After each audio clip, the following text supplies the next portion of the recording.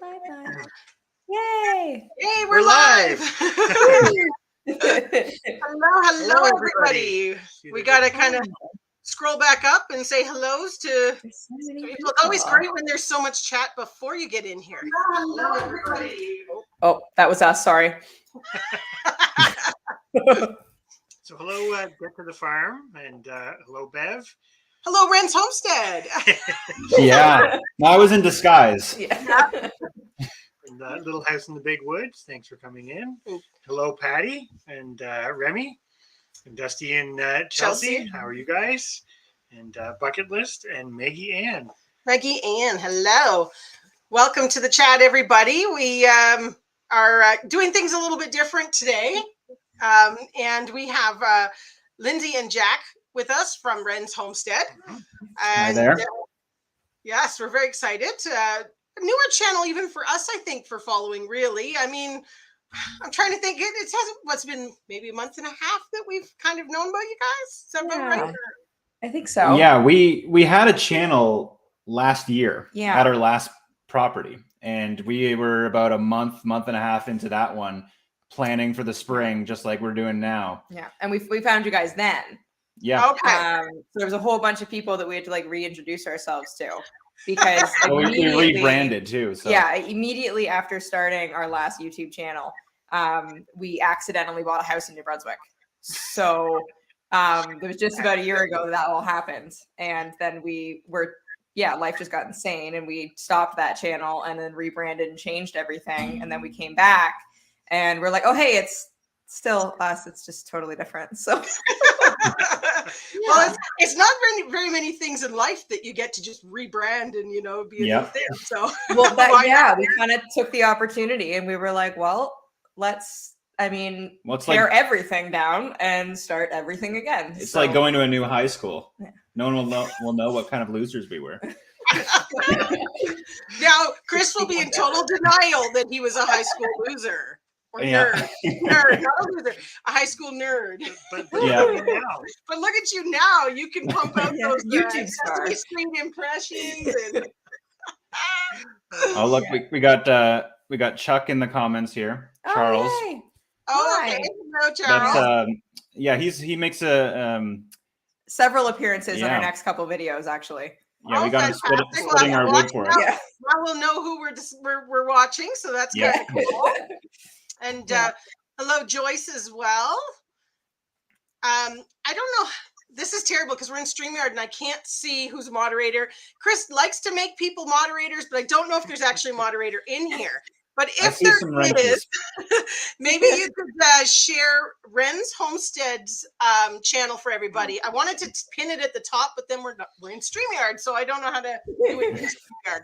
So I'm just going to kind of keep getting people to post it throughout at some point. But they're a fellow Canadian channel for anybody that doesn't know them.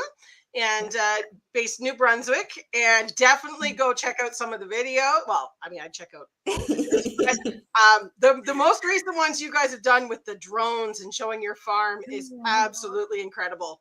Thank you. And it's gonna guess the birds.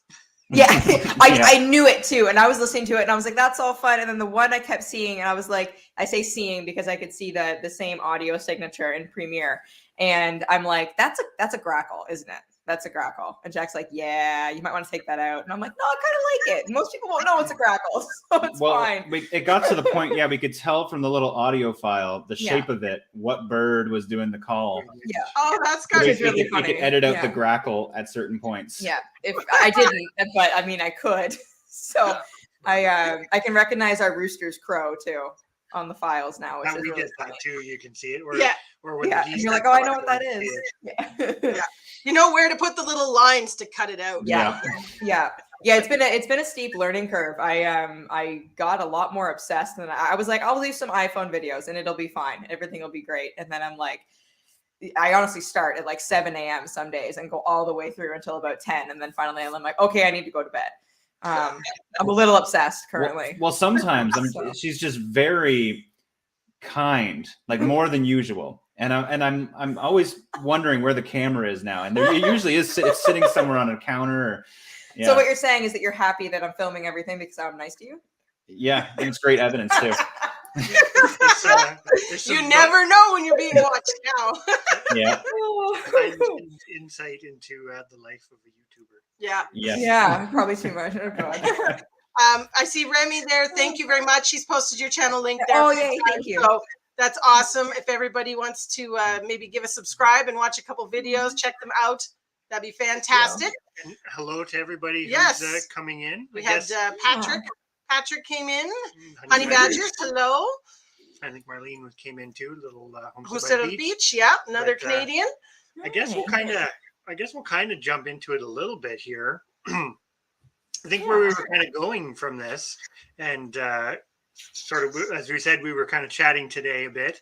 Was well, it's spring, and of course, there's planning for gardens. Mm-hmm. But another part to planning for gardens is actually planning for seed saving, because a lot of it you have to do it up front, or you get to the fall and you're harvesting your fruits and vegetables and you then can't save them. Yeah. So it's a great time of year to be thinking about that. Mm-hmm. Hello, Brampton Gardener. Sorry, I kind of cut out and say hi to people. If I miss anybody, I apologize. I just interrupt. Yeah, we were of that kind of mindset and way of thinking about things with our livestock. So it's always been in our head. How do we, yes, we could get every kind of chicken, but that causes logistical problems if we want to do things a certain way. So I've always been the voice of, well, maybe we shouldn't get that chicken because it has the same color egg as the other one that we need to be hatching out and things like that. And I'm always the bad guy on those kinds of conversations. But the seed collection is my fault. And the ducks, we have a group of ducks right now, none of which we actually want to be the breed. So we've got this kind of hodgepodge group, and we know where we're going with it. But with the garden, that was kind of a hole in our thinking. We knew we wanted to do seed saving. Like you'll see, we have a bunch of heirloom varieties. There are some hybrids in there, but we knew that we were going to be looking at it. But now that we actually are, because this year seems more important than perhaps other ones, we got some decisions to make. And that's where you come in. Well, it was funny. So we laid them all out because we were like, okay, we're honestly kind of late on starting our seeds. And I sorted everything out, laid everything out, and the dog ran through a couple times. So that was fun. Seeds just everywhere. And Jack was trying to explain to me, because I guess the other day on a live while I was sleeping, I'm usually sleeping for the lives. Like I'm there, but I'm kind of almost unconscious. And then Jack's trying to explain the squash situation. And I'm like, what do you mean? We're like, what? So we got kind of deep into it. And then he got really deep into it. And he's looking at all the other vegetables and kind of like spinning a little bit. And he's like, I wonder if they talk to me on Zoom. Like, could I get them on Zoom like right now? And I'm like, hold on. Like, this is a good topic and there's a lot here. But I mean, maybe don't just try to start Zooming people that, we've messaged a couple times. They pick up. And you probably would, but I was like, there's a lot here, and it is kind of overwhelming to look at all the things that I've panic bought over the last 5 years. And I mean, that's not even all of them. In the move somewhere, I know we have at least another whole box somewhere. Probably as big as that first group, but they're probably a decade old now. I'm sure some would germinate though. Oh, yeah, you just have to do a trial test with some of them, but because it's one of those things. Some species will have a much, even under optimal conditions, you can keep seeds of pretty much everything for almost indefinitely, but that's optimal, right?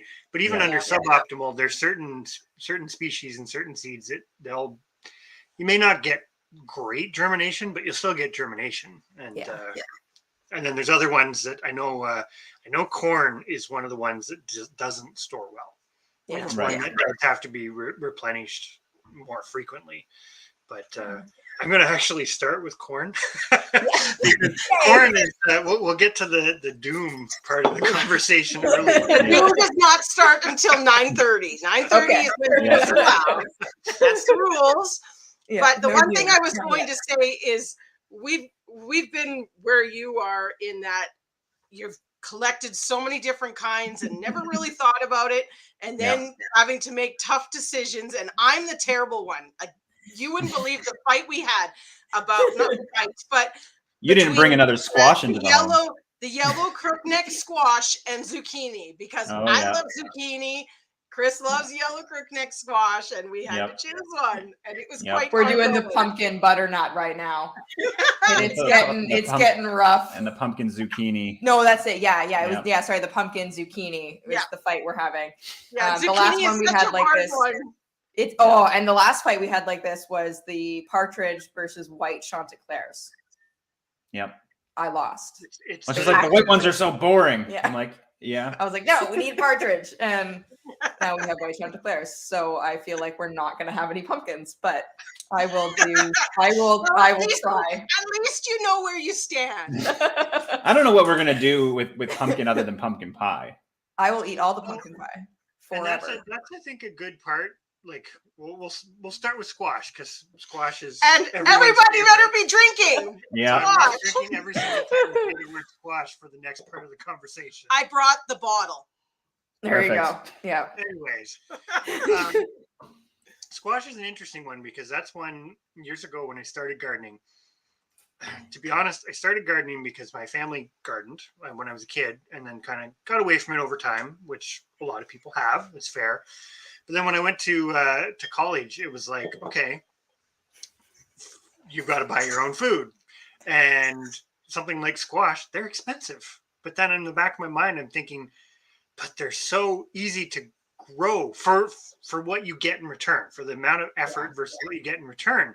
So that was actually something that I had researched really, really early on, and tried to start doing it properly. Now, the big thing with squash is kind of like we've talked about, is that separation distance, right? Because you're like 800 meters, which is pretty far.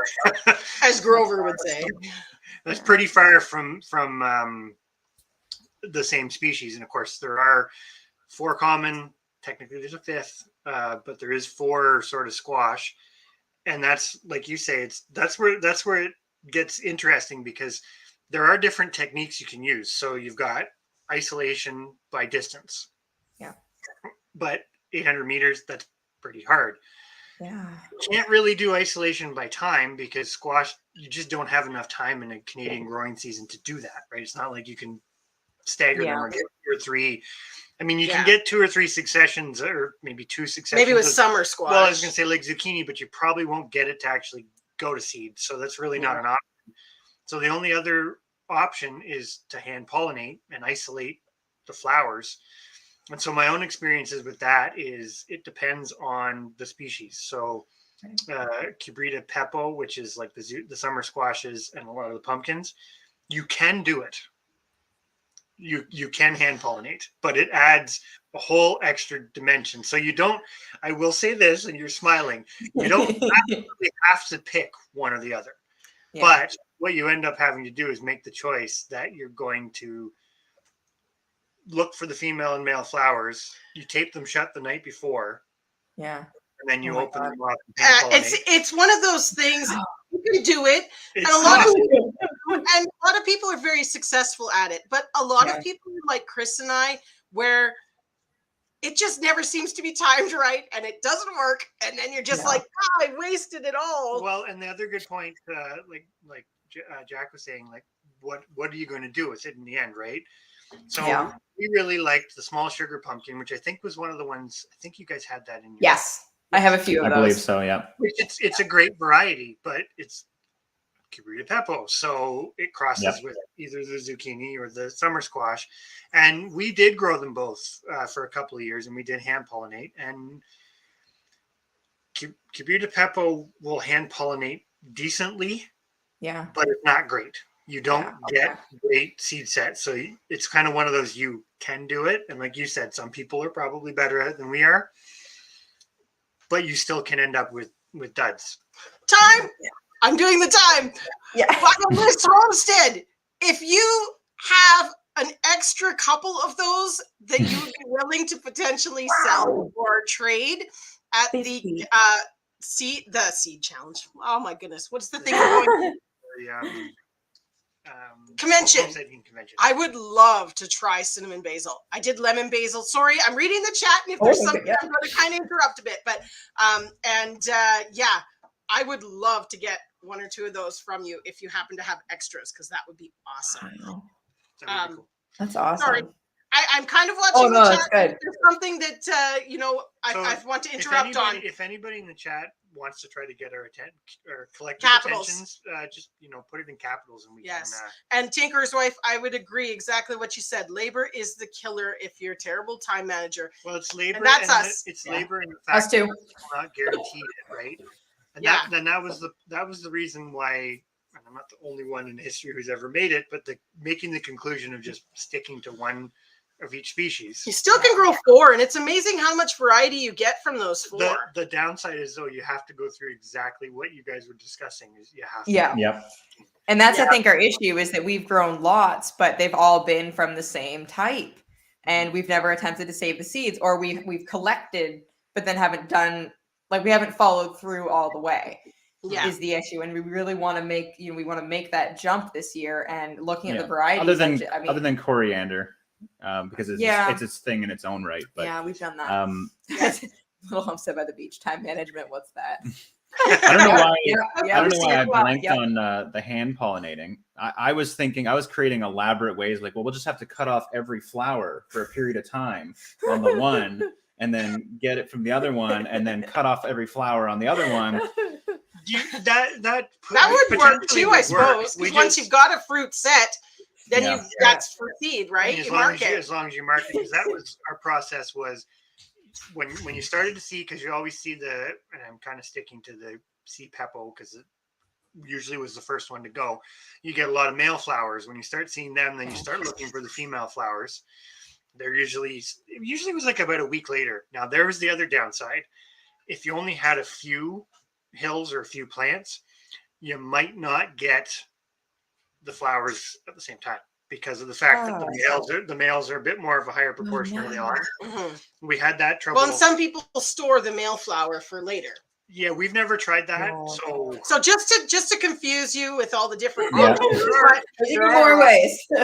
Thank you, Lynn. That would be awesome if you had a couple. Sorry, but there definitely are options. But I will say, kind of from experience here too, with when you get into the other squashes, and I won't go into melons and stuff right now, but it gets harder because the whole family has that ability to abort flowers.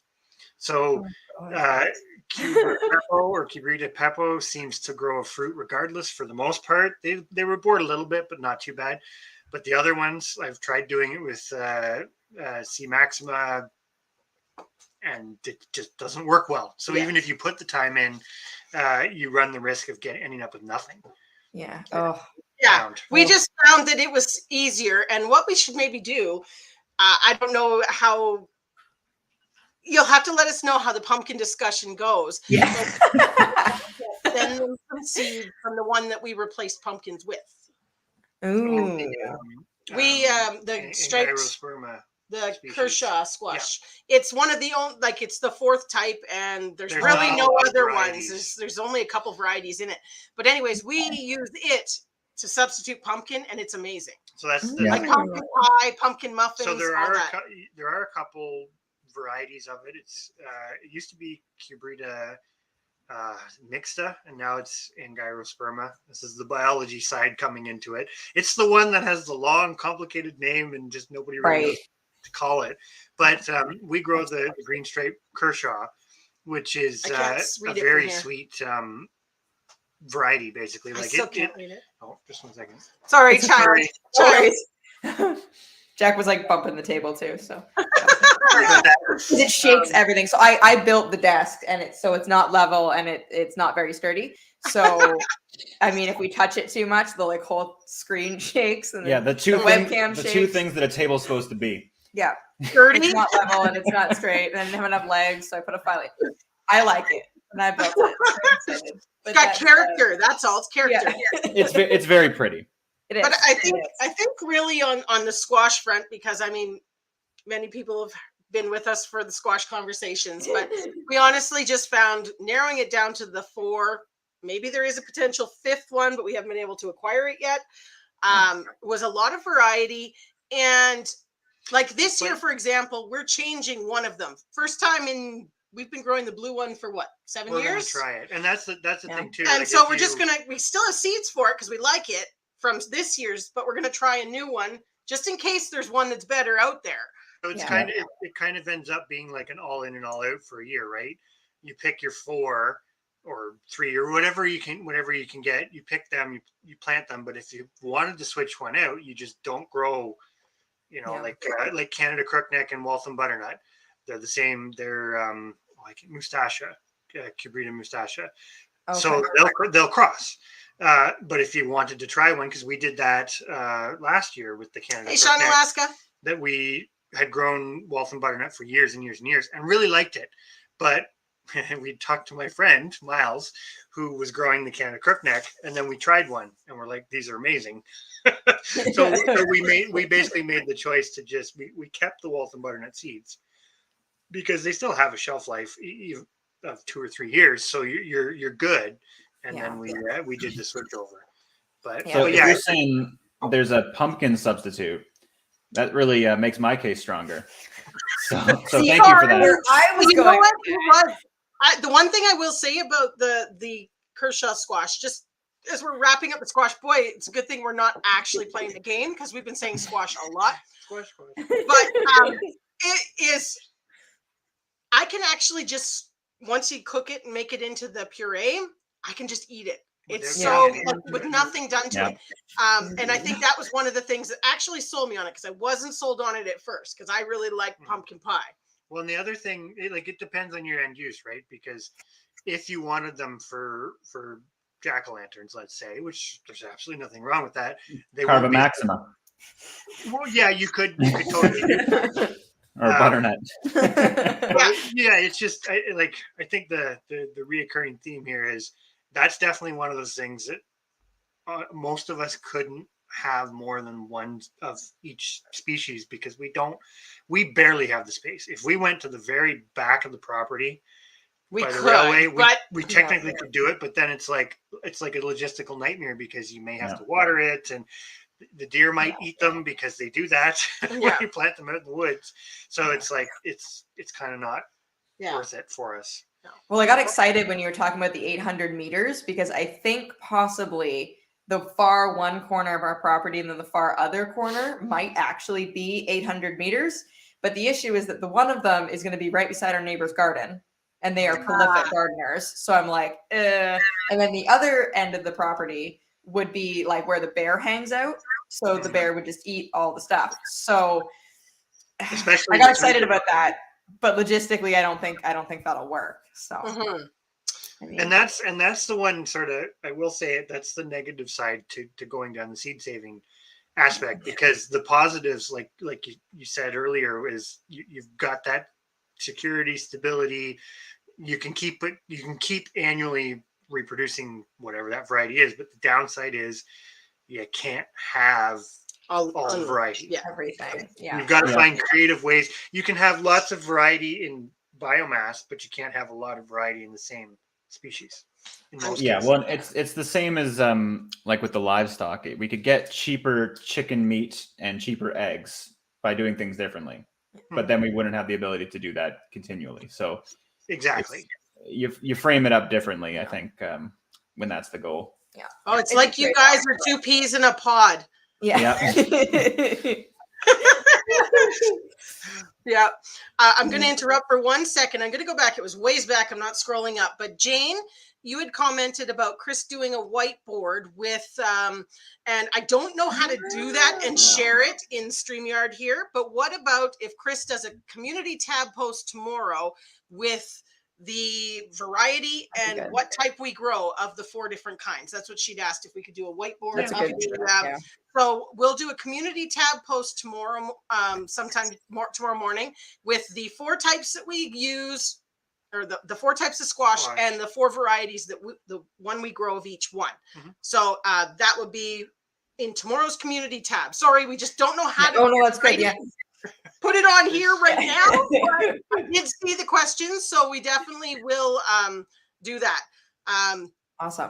And just go a little bit above that one, I think. I was thinking I was going to need to take notes, but then I realized that it gets recorded and then you can go back. Always there. Exactly. I was like, maybe I won't do that.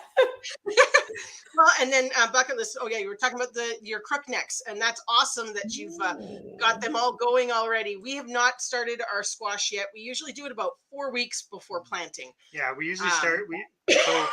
We used to just start them in ground, but last year, because we didn't have a spot in ground for them, we started them in pots ahead of time, and we started them about the beginning of May. And they transplant. We put them in big pots so that we didn't get that way you don't disturb the roots. Yeah, because none of the squash, cucumbers, melons, none of them really like their roots. Well, and it works nice because one pot just goes in each hill, so you just make a bunch of hills and you just dunk the whole plot. I was skeptical because I have tried it when they're in smaller pots, and they usually just kind of.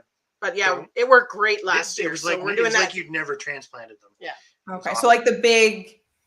No, they're 6-inch, the little 6-inch square, 6-inch circular ones, that kind of thing. Like they were a little deeper. Yeah, they're the ones. Lack of a better way to put it, if you go to like Walmart or any big box stores in the spring and they have like the raspberries or the currant bushes. Okay. Right. Yeah. We get saved a bunch because we bought a bunch over the years and we'd saved them because we're like, well, we're going to use them at some point, and that was like the perfect use. Yeah, nice. Okay, so smaller than our orange ones then. Yeah, you could do them in bigger, but the only problem I could see with bigger is if you can't, like that's a small enough size when you go to plant it, you just put your hand over it so the beard doesn't come out and the whole plug comes right out. Yeah. If it gets too big, then you end up messing around with the dirt. And so I see Eldan there, so she's starting her squash next week, which that's probably about what we are. We're behind. We haven't started tomatoes yet, so we're starting tomatoes this week, and then next week will be some of the squash, and then the following couple weeks later we do some of the. We have a lot of planting to do. Oh yeah, thank goodness it's getting nice enough to be able to put it outside. Yeah, we haven't started yet, unfortunately. Yeah, the only thing that really started is our peppers and onions. Crazy. Yeah, we should. I mean, we should start those. I bought 2 lights. We had a whole setup at our last place, but it was quite large, and we had the great big, not LEDs, the other one. CFL tube lights. Yeah, and they were huge. And when we had to make our house look like it was a real house and not like a crazy homesteading tiny thing, we had to get rid of it all, and we gave everything to my cousin. Because we couldn't keep any of the plants. Like it was our best year ever, starting everything, and everything was going so well. And then I was like, and then crazy idea to move. Yeah, not a good time to move. Anyway, so we gave them away, and I was like, I'll have lots of time to get all kinds of new stuff and LEDs and all yada yada. Yeah, I have bought 2. Yeah, 2-foot lights. We had two stock tanks in our living room, and our house was very small. As brooders, so it was pretty chaotic. Yeah, we've been there, done that. Yeah. Oh yeah. Imagine like the craziest spring preps, and then we like brought a realtor in, and we're like, "How much do you think we can get?" And she's like this, nothing at all. Like nobody wants this life. I feel like everyone broods birds in the house at some point, and then says they'll never do it again, and then probably does do it a couple more times. But I think we're glad to have the barn that has power that we can use for that now. Yeah. But we used to, the few times that we've had to bring eggs in or bring young chicks in, we've done it in the house because they usually come early enough that we don't have somewhere outside. Yeah. We're very, very thankful that the partridge Chanticleers do it all themselves. Right. Yeah. And you just don't have to worry about it. But we had the one chicken that broke its leg. Now it wasn't a young one. This winter, so we had that in the house for what, like? She was in the house for almost 3 months, and she was a full-size bird by the time it got warm enough. Like she's outside now, and she's with our Phoebe as our last house chicken. So she's 4 years old now, and she had adopted Sophie like right away and took her out and showed her. So the two of them are our only free birds right now because of everything going on in the world. Yeah, but they're kind of. Yeah, with the chickens, they're kind of those two are not going to be held back. Yeah. Bird stuff is weird right now. We've got a whole bunch of birds coming in from Ontario, actually, and it is not without stress. It is not without stress because I'm Well- like, if they show up infected, I am going to lose my shit. Well, they're trying to Right. bring them in larger groups than we would otherwise, in case we can't get them later. Yeah. So we got 100 chucker coming on Friday, Oh, and wow. then 30 ducks and 30 pheasants sometime soon. Yeah. And as of right this second, nowhere to put them.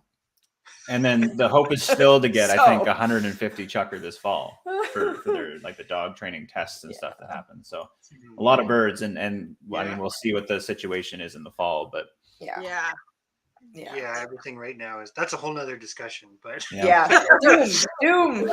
Yeah, there's the doom. We're not at 9:30 yet, but it's No. coming. But No. Oh god. for Aldan, the I did squash, see you post there about your you haven't put your video out yet. I did see that. I was expecting it, and it's not out yet. Sorry. So I that- think I think I categorized them correctly between what we have. I think we have 3 types.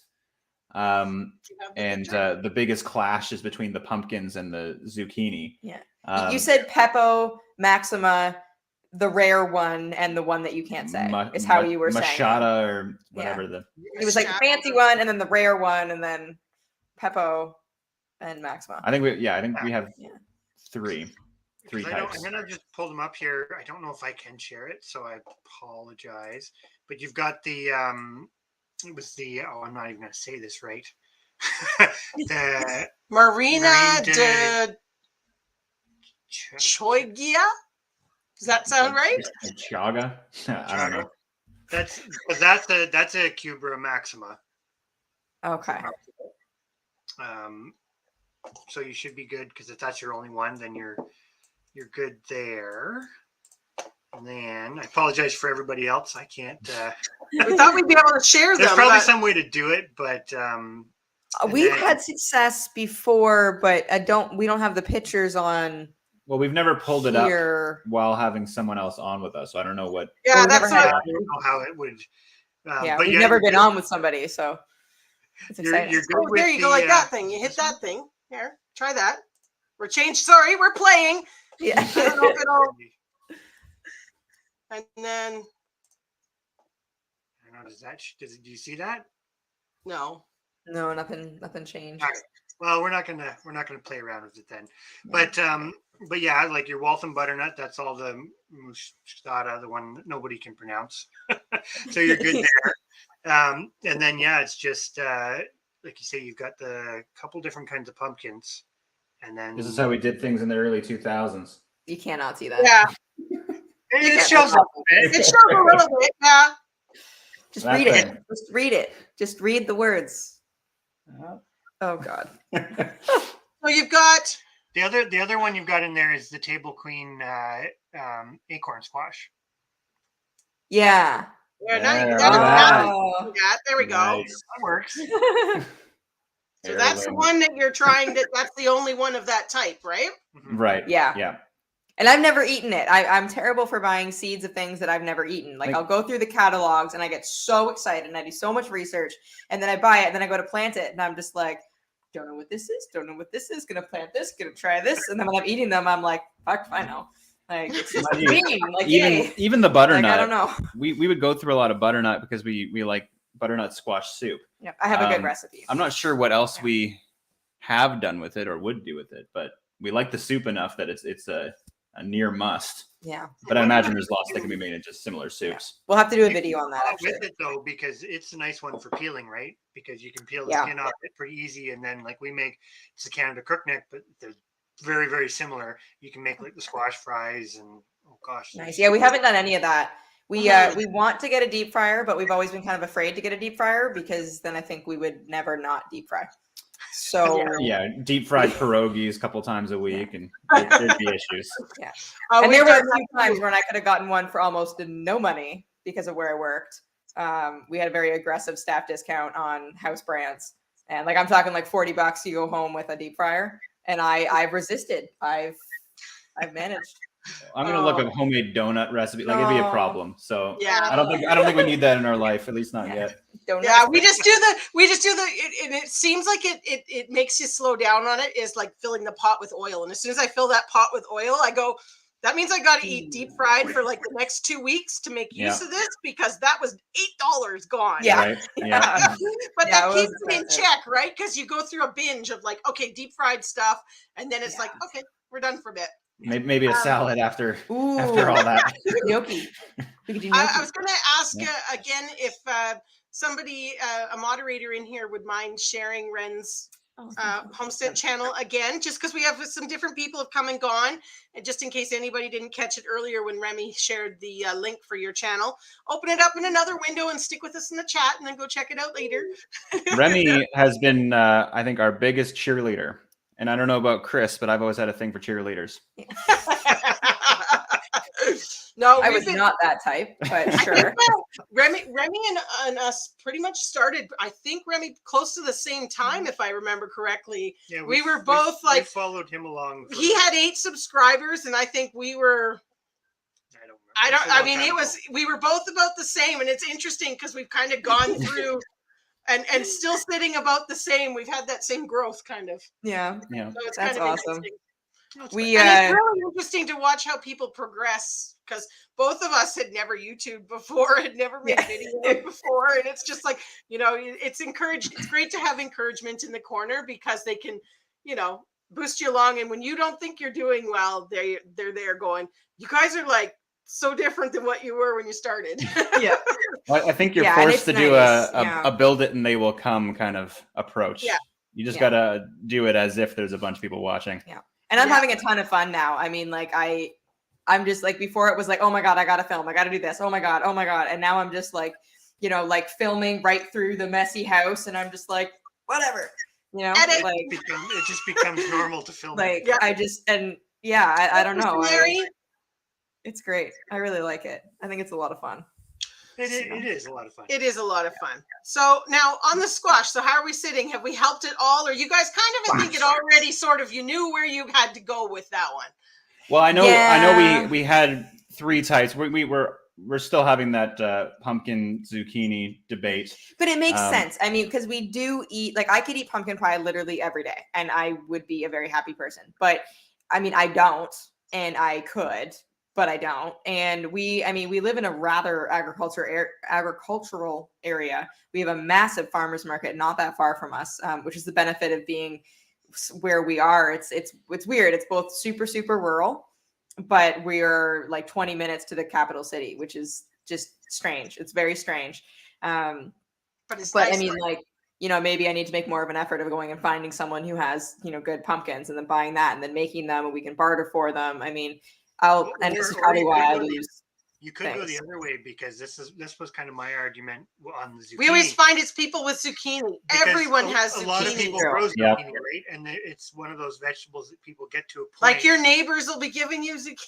Yeah. Actually, last year, I guess not last year because we didn't grow anything, but the year before that, there was a small group of us. So it was like my cousin and my parents and a couple other people. And we were like the only people that we all knew that were farming and growing stuff the way we were.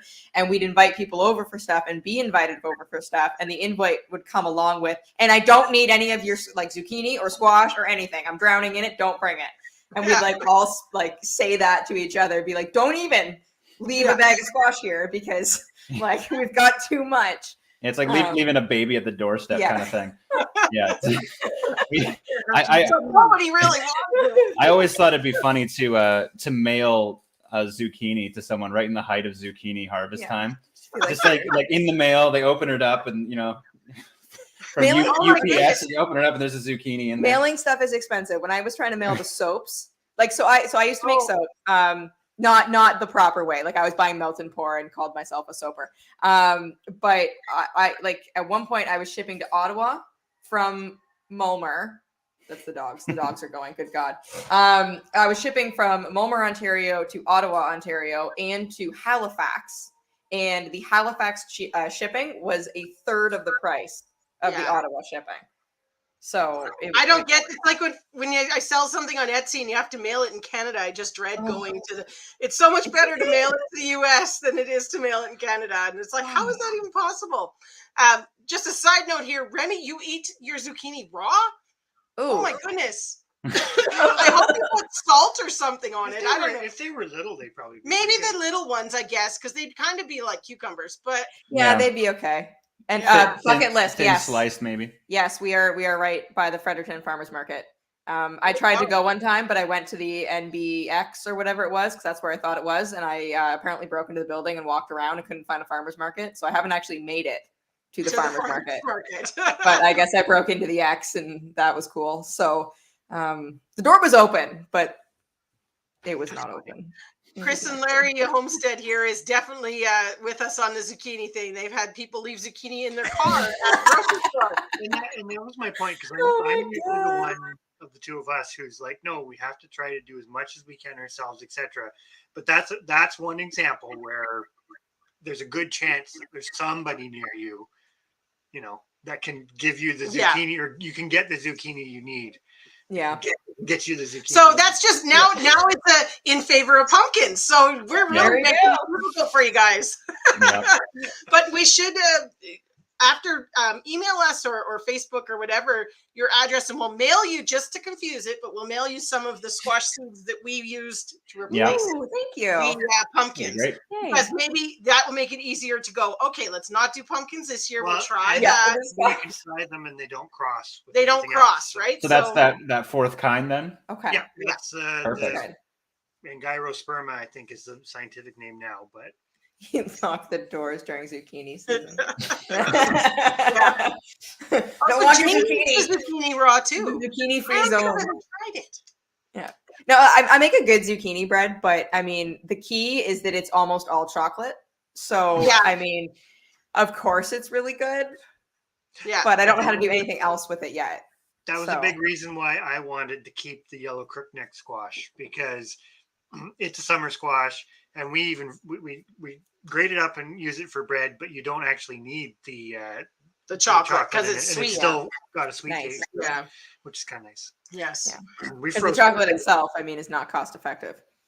No. And you can't make that. You can't grow that yourself. That's one of our things. We have a list of select items that we're allowed to prep and buy, right? Yeah. And chocolate and coffee are the important ones on that. Coffee. My God, coffee. I would take a bunker full of coffee. No problem. None, zero. Oh my God. I Yeah. love coffee. I think I had 6 today. Coffee and seeds, so you can grow some stuff. There you go. Yeah. Well, and there's that coffee tree. I don't know if that actually is Kentucky what coffee people tree? claim it to be, but It's supposed to vaguely taste like it, but it's supposed to give you the flavor. I don't think it gives you. It doesn't. no have the caffeine. But earthy mud water kind of fix.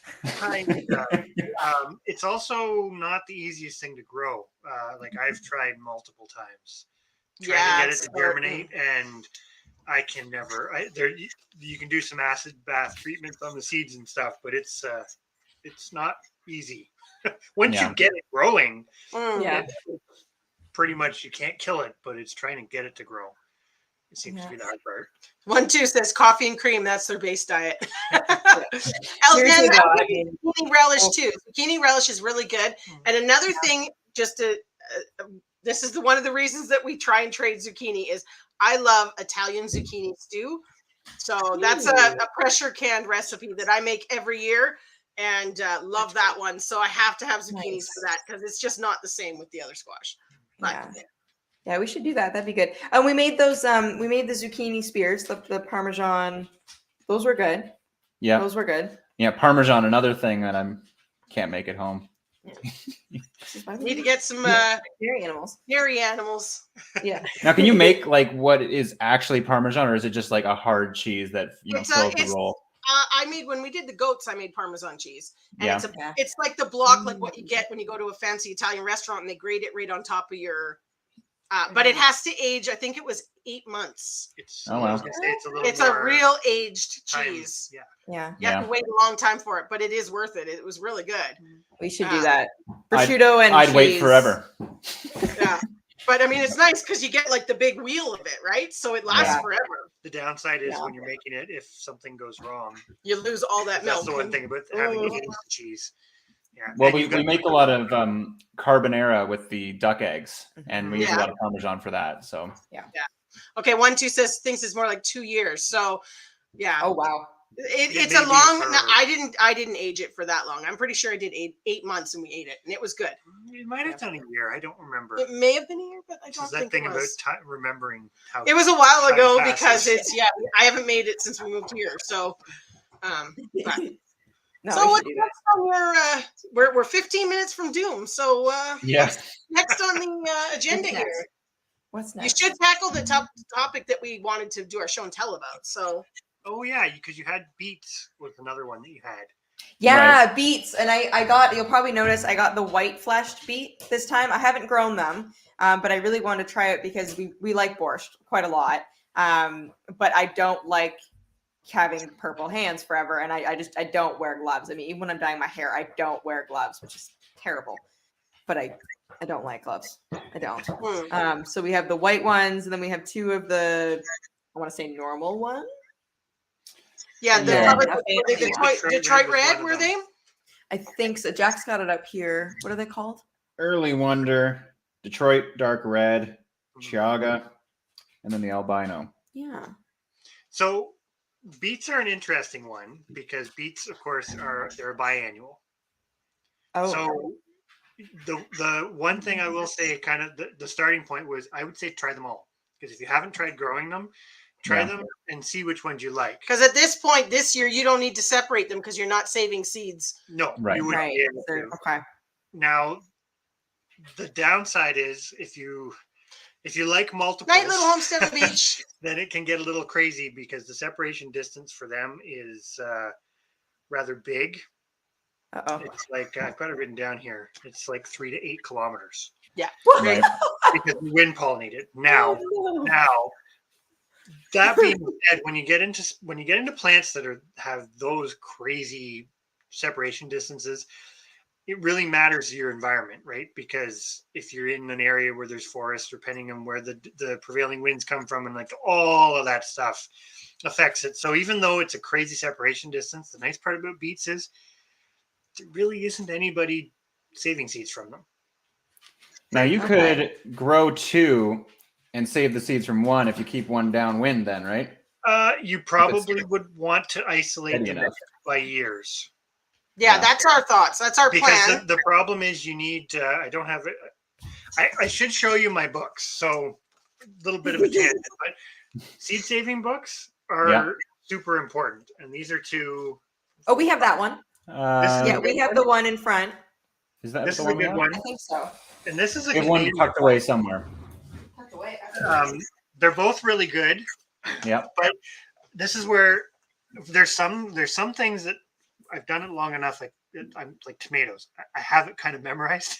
It's pretty simple. It's pretty standard. But then you get into other stuff, and like there's too much information to memorize. And also for anybody in the chat too, I definitely recommend seed saving books because you can find the information online. The Seed Savers Exchange has excellent information. Like they have it in a table, and I'll look it up and I'll make sure I put it in the community tab post for tomorrow. But they have a table which is great because it gives you all the separation distances and breaks it down. Yeah.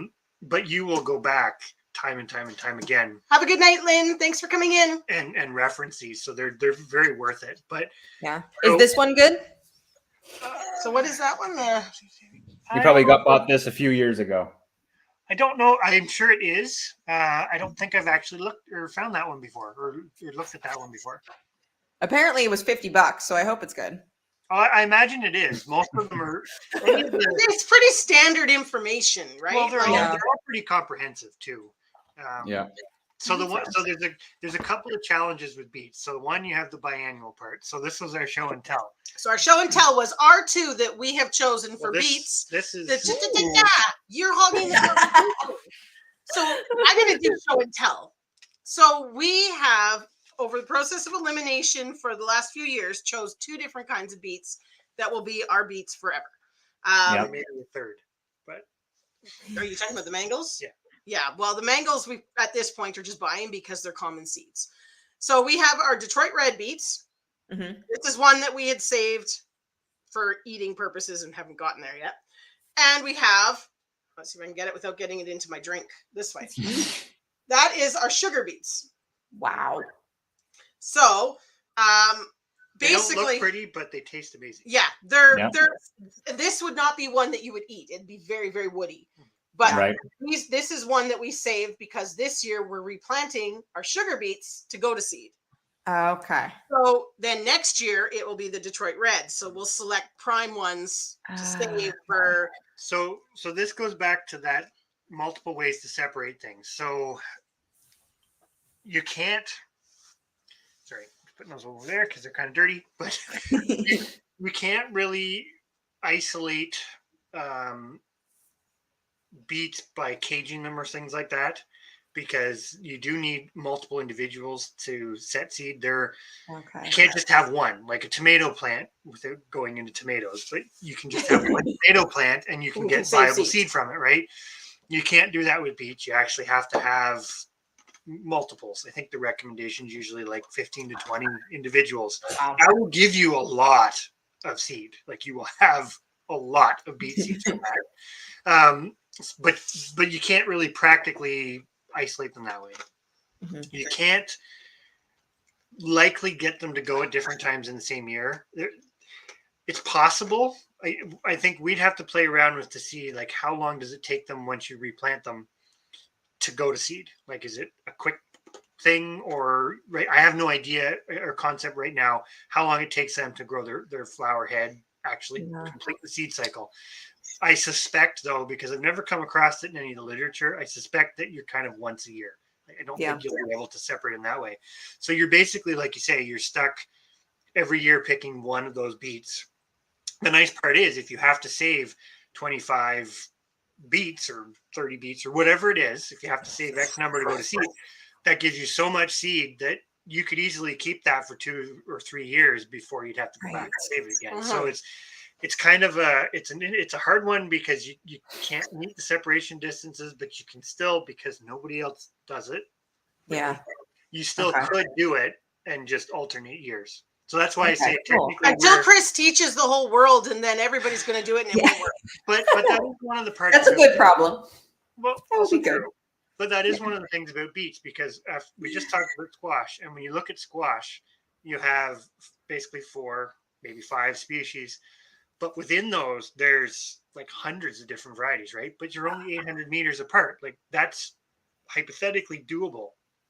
But when you're several kilometers, there's a reason why there's not a lot, why there's not hundreds of kinds of beets. It's a much smaller diversification, because you just can't. Like, they would only be able to be regional at best, right? It's not like you could have multiple people in a close area. Yeah. Doing it. Now I'm questioning Dwight Schrute's beet farm and how he actually made that work. Yeah. We need you got to suggest a good triennial beet so we can choose 3. Well, I think you've got, because the ones there were more for human eating, right? The ones that you had chose so far. And that's what we started out trying, different ones, and chose the Detroit Red because it grew really well for us. That's really the only reason that we went with it, was because we couldn't kill it. And so that for us, when you can't kill it, that's a good thing. And then we went down the idea of the livestock feed, which that's where Chris was talking about. We started growing the mangles for the rabbits. So that's the other thing with beets, because you have like what you think of as proper beets, obviously sugar beets, the mangle type beets, and also Swiss chard. They're all botanically the same species. Yeah. So so we put our Swiss chard in a different category then. We threw it somewhere. Yeah, I don't think we really questioned what the hell it was. So then Swiss chard, if that's something that you really like and want to keep going, that would be your third option, basically. So if I was suggesting it to somebody, and like you guys, you've never done it before, definitely try them all this year, see what you like. But if you were, if you could narrow it down to 2 of the varieties that you've got, and depending if you like the Swiss chard, then there's kind of your 3. Yeah. They'll produce you so much seed if you keep those viable populations that you'll be able to go 3 years before you'll have to replenish them anyway. So you'll easily have, you'll produce enough seed to keep you going for those 3 years. Yeah. Nice. But I do think, yes. And you'll produce enough to just eat it as little greens sprouted in the winter. Well, that's not. It will produce so much seed. It's like. But I think going beyond 3 might, like 2 is probably the simplest, because then you're just 1 year, 1 year. one. Yeah, just popping. And I'm not. There's other greens that I like cooking. It doesn't have to be Swiss chard. It was just one of those. And so when I here's bought it. here's another thing that we actually found. So I really like Swiss chard. You don't like it as much, and the kids don't really like it as much. So I'm the one that's always wanted to grow the Swiss chard. Well, we grow X amount. We end up feeding quite a bit of it to the rabbits, which is great because they like it too.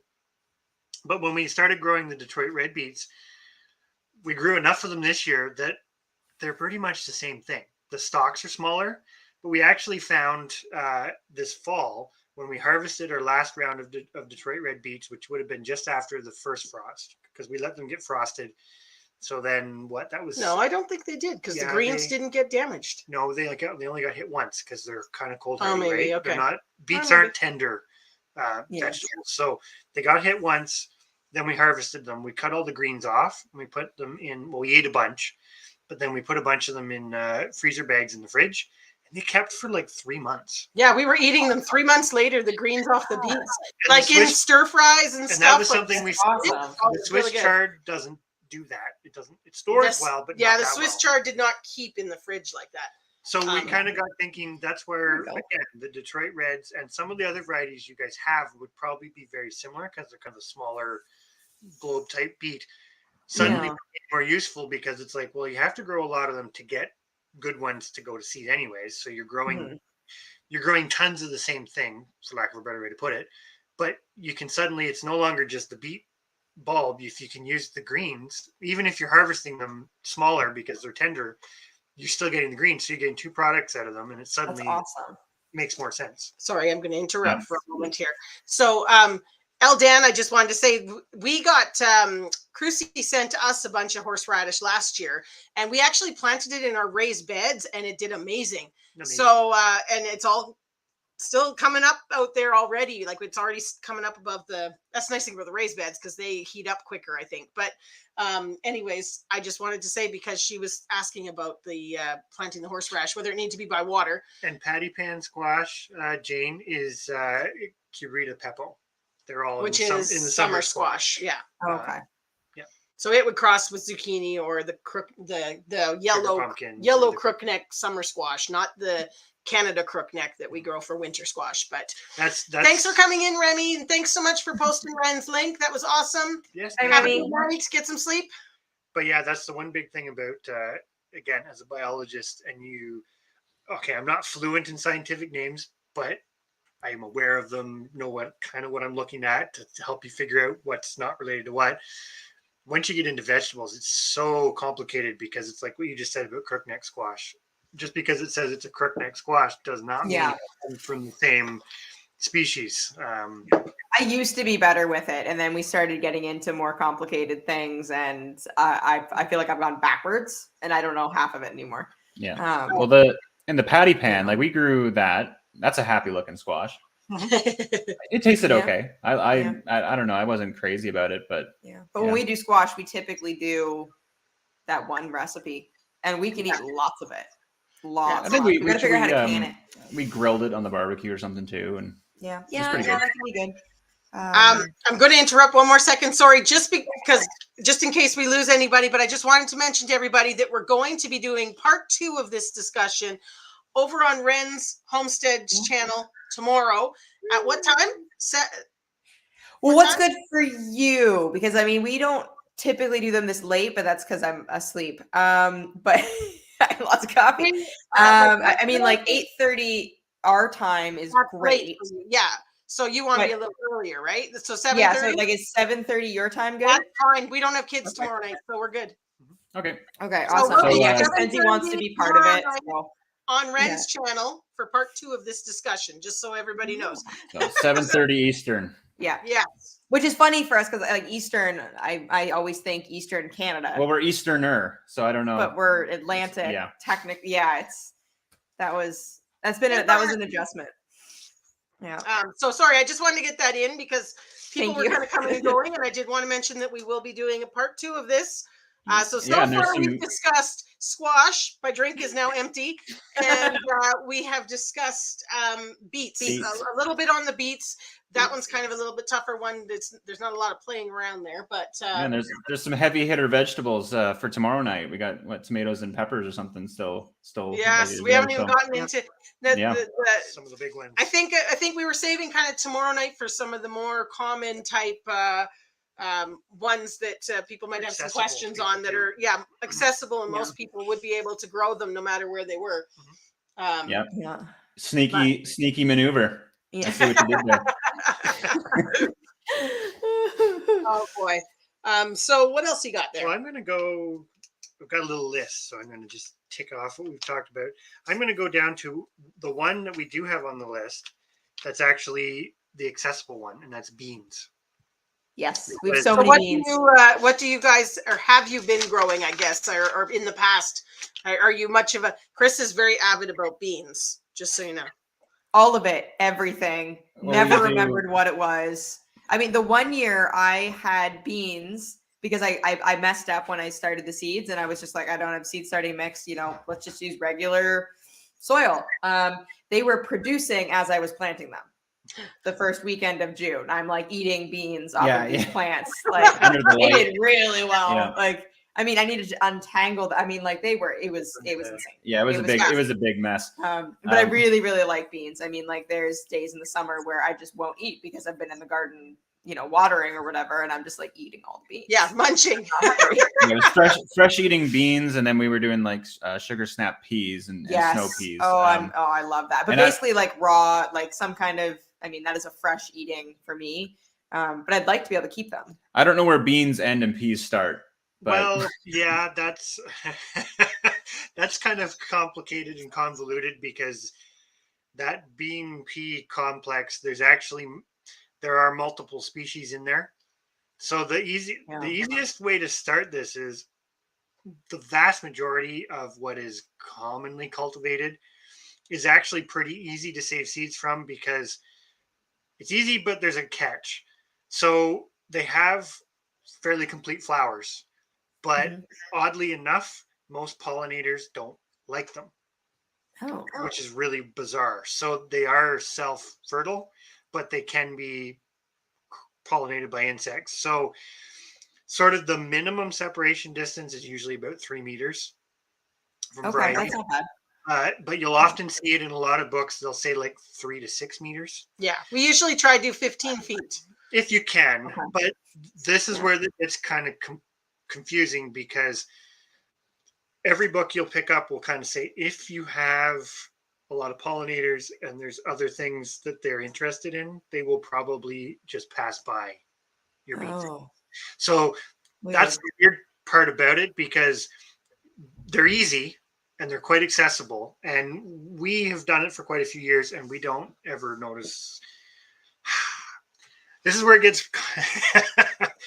complicated and we just into this super huge gray area. But we don't notice a lot of difference in sort of like the physical makeup or the growth habits of them over time. And we've, like I say, we definitely keep the 3 meters and a little bit more if we can do that. That being said, can you 100% guarantee that there's absolutely no genetic transfer?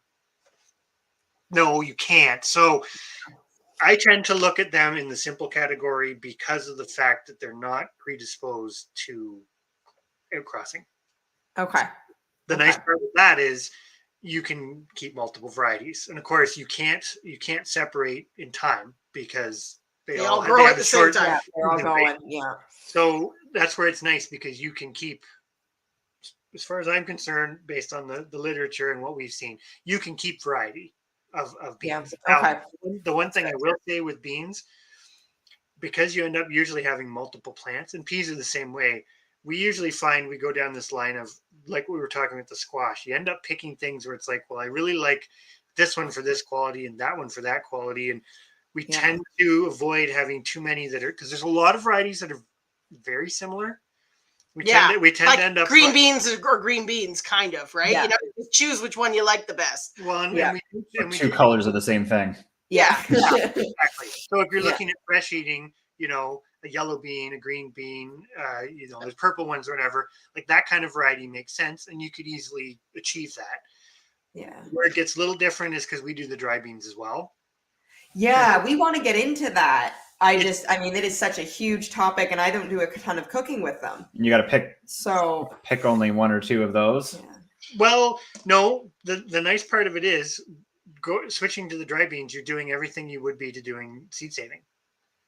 Right. Oh, So when you're eating the green bean or the fresh eating bean, you're eating it immature. So the separation distances and everything are the same. All the same. But the trick is, this is what we do. You're better off. A lot of people will talk about like, oh, I pick and pick and pick and pick, and then the frost's coming, and I just kind of leave everything, and then I collect my seed from what's left. Don't do that. Right. The best thing you can do if you've got a variety that you want to save seeds from, or you want to do dry beans, or it's a dual purpose, let's say. Sorry, there's a lot here, but let's say it's a dual purpose bean that you can eat it fresh, and it also makes a really good dry bean. So you want a lot of dry beans and you want a lot of fresh beans. You're better off to take 2 rows, and one be your fresh picking row and one be your dry bean row. That dry bean row will get you tons. You'll have tons from the fresh eating one, but you kind of can't do both off the same plants well. But you'll always have those ones that you missed picking on the fresh one too. Or they just got a little ahead of you and you just leave them. Okay, well, those will be dry ones too. But it's nice to kind of aim for having the 2 separated, because that gives them enough time to actually develop, ripen properly, right? Yeah. Like if you leave them to the last minute, you run the risk, especially with beans, because they don't like cold. You run the risk of them rotting in the shell, kind of thing. So I'm going. I'm not. I don't know any of the dual types. I know for dried beans, your standard grocery store fare. And then the canned beans, we do a lot with the canned beans. We hit up the kidneys and the navies and the beans are a bit of a rabbit hole, because you can there's so many varieties that you can spend literally days searching the internet for it. I'm going to take a look. You go to the one question. I'm going to take a look at the photos. So I was going. Chris is going to check out what you guys had. So sorry, just give me the other thing for a second. Oh. So it was Rabble to Expand inquired as to whether we had our seedlings going yet, and I can firmly say no, we don't have them all going.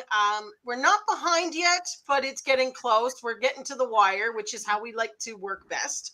I feel that we work best under pressure for getting things achieved. So we've got peppers going, and they're going really well. We did start them in February, and we have our onions going. But that really is about it so far. We need to start tomatoes, things like that this week. One thing that I'm sad that I did not get started was my leeks, which I think now I am just too late to get them going. I think we still can probably do it. Well, I might plant them anyways, just because we got the seeds to try it. And if they work, they work. If they don't, they don't. It's not the end of the world. I see El Dan there is commenting on the Romano beans, which is one that we have not actually tried. So I looked through just briefly what was in the photo. I think most of what you guys have is sort of the fresh eating ones. Yeah. Now, that being said, because I'm not super familiar with them, they can look, you'll have your pod color, but then you'll have your bean color. So a bean that is maybe a black bean can still be used. Black bean is black bean is black bean. There may be different textures and flavors to them, but if one of those is a black bean, you can still use it as a dry black bean. Same with the white one.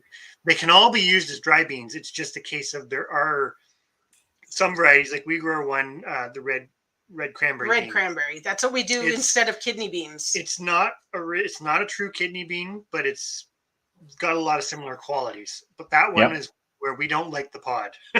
The pod is not good for fresh eating, so it's a dry bean only. How long is your growing season end up in days there compared to like? I think about 3 weeks longer than it used to be. Okay. Yeah, well, we were 4A before. We're in a 5A now. Yeah. Okay, so we're 5B. So they're okay. So we're quite similar then. So you could do it. Hello, Plowman's Backyard. I definitely too. suggest, I'm a big advocate of this. I like bush beans, but I do find the pole beans, when you're just growing for yourself, the pole beans are way More more productive. productive for the space. Yeah. The downside is you do have to have the trellis, but Yeah. it's like night and day, because we grow one bush bean. It's called black Valentine bean, and it is a dual purpose. So it gives a nice black bean that's And really they're really good green beans too. but they're really good as a green bean. They're Nice. stringless and the whole bit, but they're bush bean, and we made the decision to switch to the Cherokee Trail of Tears for black bean production because of the fact that it's a pole bean. I think So we're going to try that this year. We're still going to grow some of the black Valentine because we only have one pack of the Cherokee Trail Tier. So we're trying that and going to hopefully propagate seeds from it this year. But we're still going to grow some of the bush beans because we go through a lot of black beans. But the nice part with the beans is you can do a lot of experiments. Black bean burgers all the way. Yeah. Yeah, we have a couple. We do. What was funny, you brought up your like college eating from before, because you were doing, was it the black bean and the quesadilla thing? Was that your that was college meal? good. It was really good. I mean, like I don't know. I thought everyone ate ramen and wine and nothing else. So that's for their college meals, and I'm just like, man, you add like an egg and some frozen peas into a thing of ramen, and then just like get really drunk, and I'm like, everything is awesome. I don't drink anymore. I don't know. Well, one thing you find out during that period is that you need food to keep living. Yeah. So when you start running out of food, things get desperate fast, and there's some hard lessons learned. Yeah. It's amazing what starts to taste good. Yeah. Oh yeah. You like don't have the energy to go buy food, but you need some You food. need it. Interestingly, because we're on the bean conversation there, I see Dan, she's talking about the Romano beans, which she grows, and says they're creamy. So I'm wondering, do you mean like they break down nicely? Like I like having a variety of beans when I make a chili or something. I like ones that stay nice and firm, and then I like ones that get all mushy and make it really thick, that kind of thing. So I'm wondering if that's what she means on the Romano, that's one that breaks down to make it a thicker. She said it's okay. Starchy. And Chrissy was talking about, can you grow pole beans on a pole? You can. Like you just have to have that support something system for them. And I was going to go back quickly. Sorry, I know Honey Badgers had answered Jane's question about the up potting. But yeah, red solo cups. If you don't have any of the little green or black, store bought, we usually up pot to either a 4x4 inch square store bought garden one or a red solo cup. We color code. We have pink solo cups and yellow solo cups, and because that way we can tell what's what, just in case labels get not done right. Children help usually with up potting, so it's very good to have multicolored cups. Yeah. We did. I'm a bad one for buying both pole and bush beans, because I'm like, okay, well the bush will be convenient, but then with the pole beans, like we're really getting more into the permaculture food forest stuff, and I'm always like, well, that's a climber, so I need a climber because not as a lot of stuff climbs, and then I almost always end up planting the wrong one in the wrong place, and then the pole beans are just like out across the grass. And this is where the garden planning comes in really handy. Yeah, and we're in a weird spot with that now because we've got this huge epic plan for this really cool garden where we can actually gravity feed water. Oh, let me guess, it's not built yet. No, and it won't be this year either. So, and the place where the past owners had their garden, we've been talking to the neighbor, the prolific gardener neighbor, and they said that it often dries out. So we don't even want to do a temporary garden there. So we're thinking, because we're putting in our orchard, trees are coming. God, when are the trees coming? Oh no. End of May. Okay, good. And we're thinking that we're already going to have it tilled up. We might just do all the annuals through that, and then next year do the proper spot. Yeah. It'll take some pressure off of it, and then we can at least get some stuff done. But like, this is not the year to not grow any food. Yeah. We already did that last year, and that was so weird and so wrong. Well, but this sort of ties in with the what I was just saying there about us we haven't started all our seedlings yet, and we work well under pressure. That's us. We plant a garden in our minds, and we plant all the seeds, and then you have all the up potted plants, and then you look at it and go, we need to make a garden now. Yep. Yeah. And then it's kind of like when you do, it's amazing how fast that can happen when you have to do it. Yeah, and it is. It's amazing. I And mean, you stop worrying about whether the soil's right or the whatever. You're just like, till it and get it Yeah. in. put it Yeah. in the ground. And I mean, so we have a ton, and when I say a ton, I mean like probably thousands of pots of that larger size. That's kind of too big to be convenient. But a place we used to work, like, I think this was 7 years ago now, they were past their prime. They were starting to crack and break, and one of our coworkers was literally driving by with the forklift with this entire pallet, and it was stacked like 6 feet high with these pots, and he was taking them right to the garbage. Yeah, 4-inch square pots, and like just Oh the my rims gosh. that are like cracking No, on them. and the bigger ones too. And the And big I was ones. like, how about you just put it in the bed of the truck, and it's less far, and we never have to talk about this. And we moved with them once, and then we shipped them. We didn't get all of them. We threw got into the back of the moving truck at the Oh, very wow. last second, and we They were like, we're were- bringing them. they were overweight, and it was all barn Yeah. stuff at the end of it. And I'm firing whole like big stacks. It's like about 5 feet tall with them all stacked up. Yeah. Throwing these tubes of pots in there on top and trying to get as much in as we could. Yeah. And yeah. Yeah. So they're ugly and they're breaking and they're cracking, but they're a pot and they're free. And Well, and a couple hundred so, T-posts, and yeah. Oh, T-posts. Yeah, we I'm scared to go and look at how much they're going to cost this year. Yeah. Oh yeah, man, there were We've stuff not- when we were. We've not bought any T-posts because we took at our old place. We took everything down, all the fencing, and we brought it with us. Like, even though we didn't have to move as far, we only moved an hour and a bit. But we brought everything. We left nothing for the new people, and we haven't had to buy any. And this year we're going to run out for the sheep pastures. And I'm like, Yeah. oh, this is going to hurt. Yeah. There were some things that we just, I mean, when we were contacting moving companies, we'd be like, okay, it's a 2-bedroom, itty bitty tiny house, but it is a farm. So Yeah. like, there's no furniture, but there's like a pallet of pots. There's a pallet of fencing because we planned on fencing the entire 9 acres. So we bought everything, and then we were like, shit. Yeah, so we have all the rolls of field fencing, which is nice. We can use it. It's and all not the enough to do T-posts, the but 64 acres, but I mean, No. we have a bunch of fence. We took all Oh, the it's people still a we start, could. right? I Yeah. mean, it was the most random things. It was, I mean, 2/3 of the truck was out of the barn, Yeah. Yeah. and it was a 40-foot truck. I mean, Isn't that funny what the priorities become when you move and you Yeah. got to Well, choose, immediately, right? yeah. Yeah, it was, we were like, we don't need furniture. We don't need, I mean, because we actually in the one barn, we have a workshop all set up with power and everything. And we bought a bunch of tools from the past owner because he was doing the same thing, right? He's like, I've got all these tools, but, you know, I've got duplicates of stuff and, you know, whatever. So we've got a workshop, and that was kind of my thought. I was like, if we don't, you know, if we sell something and then I need it, I'm like, well, I can build it. Hence the desk. Yeah. Because it's really hard to get an 11-foot desk and not spend like thousands and thousands of dollars.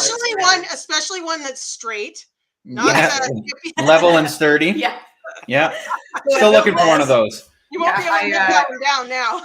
Yeah, I had to buy another palm sander. I have probably only ever used this, like a particular palm sander for one project, and then I immediately lose it. And then when I need it again, I just go buy one, and then I find the first one. And this time it didn't happen. You got like 3 orbital sanders. I don't know what's Probably, going on. yeah. I mean, I don't know. I was going to go back because we were talking about the beans. I was going to go back. Oh, yeah. Ravel to expand had mentioned about like chili being the ultimate survival foods, and that is my ultimate goal with our beans is to make a 5-bean medley that I can. That's you know, I love the 5-bean medley for making chili. I do a 5-bean medley, a can of kidney beans or red cranberry beans or whatever. And usually I do a pork and beans in there, right? Like I like that whole like mixture and then everything else. And so that's my ultimate goal with beans is to have enough of the variety on the dry beans to make my 5-bean medley. And so hopefully some of those will come from ones that we can eat green so that I don't have to grow 40 different kinds of beans. And, you know, and then last year we did the experiment growing navy beans right from the grocery store. I just bought a bag of them and I planted them and it worked really, really well because that's what I use to make my pork and beans or baked beans is navy beans. So yeah, we have a good chili too. And it's what I like about it is that you just open up, I mean, I think 7 cans of things. Yeah. Then you just dump it in and then you cook some meat and it's perfect. Exactly. I mean, spices and everything. But I want to replace all that stuff, like, because we don't really want to be like we used to be bunker people, and we don't want to be bunker people. except for coffee. I mean, I will have a coffee bunker, but coffee and chocolate and chocolate. Yes. Yeah, there's some things that just really, really like. I think you're right. A 4-bean medley, let's not be stingy. Yeah. 6-bean medley, let's not get crazy here. Yeah, I think 5 is exactly the amount of beans for a medley. Yeah. So I'll have to, Well, that's try like that. I can 4-bean salad. Yeah. With the summer beans, I can that for to eat over the winter time, and those are a little different beans too, right? Because you're using the green beans. And, so the moral of the story with beans is you can almost reverse engineer it, right? Decide what you want to make, and then find the beans, and then you will be able to, if you have one or find one that'll do exactly what you want, and you can have that variety. So as long as you got the distance, then you're kind of okay then. Yeah. Now and we will have the distance because if I were doing our orchard, we're going like straight down the field. Yeah. So it's all going to be spread out, which we're going to regret. Yeah, 150 yards potentially. We can straight line. You'll have very efficient garden with keeping them separate. Now, peas are about the same separation distance. Like everything we just talked about is pretty much applicable directly to peas. But then there are other things in the bean family. So like runner beans, like the scarlet runner beans. Now they don't cross. So all the beans we've talked about are common beans. It doesn't matter. Vulgare. The species name is vulgare, right? That's the common bean from North America. But there's all these other beans that are just called beans. So the scarlet runner bean is a whole different species. It doesn't cross with the common bean. That would be one because there are different kinds of runner beans. If you're growing runner beans, just pick one because they have a more attractive flower. So now for pickled beans, can you pickle any bean? Like there's nothing about the quality of them that. Well, they're yes and no. You can, but different breeds or varieties of. You want stringless. Yeah, stringless ones are better, and some of them do have better beans. Like anything that's sort of a fresh eating bean should make a really good pickled bean. Right. Some of the ones that are just for dry beans, they don't. You just leave them to be dry bean. Like the Romano bean would be one that I think you would just leave it to be dry beans. Our red cranberry beans, we tried to eat one green. It was disgusting. Yeah, the pod is so hard and it just is stringy. It's almost like you're, like out of a. You had to eat it. It's kind of like that. The worst jerky in your dying movie, and you have to eat it, kind of thing. But that's where it's nice to find a few that you can do. The green. What's the yellow one that we do that we save for the beans? The Necragold. Necragold. That was one that we did a pole bean, which was amazing as a pickled bean. It did amazing. They're yellow. They're a yellow pole bean. And they froze really well. They froze incredible. Like, I mean, I don't blanch anything. I can't stand blanching stuff. Just chopped them up, threw it on a cookie sheet till it froze enough that you could put it in a bag and it didn't all stick together. And they were amazing. So it's kind of trial and error that way. But the nice thing is because you only need the 15 feet kind of spacing, you can do it, right? This is one of those times when you can have fun with variety of the same thing. Yeah. So you see that you had was soybeans. Right. So soybeans are an interesting one because they're a totally different species.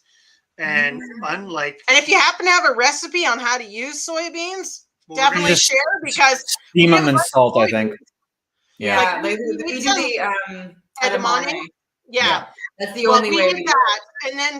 And then we kept a bunch dried, which we now need to figure out how to use them. Right. Because the edamame was such a short window that it was ripe. And then you kind of got all these dry ones. And you're like, oh, well then. The nice part about soybeans is they don't cross with each other very readily. Right. They're basically not attractive to anything. We've got frozen edamame to steam before, so I think that's kind of the plan. Yeah, we've never grown it. I think that was actually a gift, that one, because we were talking about it sometime, and then someone got us that. They're pretty easy. Well, and the nice part is too, because they don't cross readily, because that's the big problem with corn, right? It will cross with your neighbor's GMO corn. Soybeans don't do that. So you That's can good. keep some of the older varieties, and they're a little harder to find out what they're good for, because there are varieties that are better for edamame. There's varieties that are better for eating as the actual bean. Oh, and just as a heads up, when you go to eat them as edamame out of your garden, they're hairy. When you buy them in the store, they've like done some machine work to take all the hair off. It took a little while to get over. They did the eyebrow feathering with the string. Yeah. Maybe there's some sort of tumbler or something you can get to like damage them up before you cook. I don't know, but anyway, you had to get over that. Expect something more like kiwi, is what you're saying. Yeah, there you go.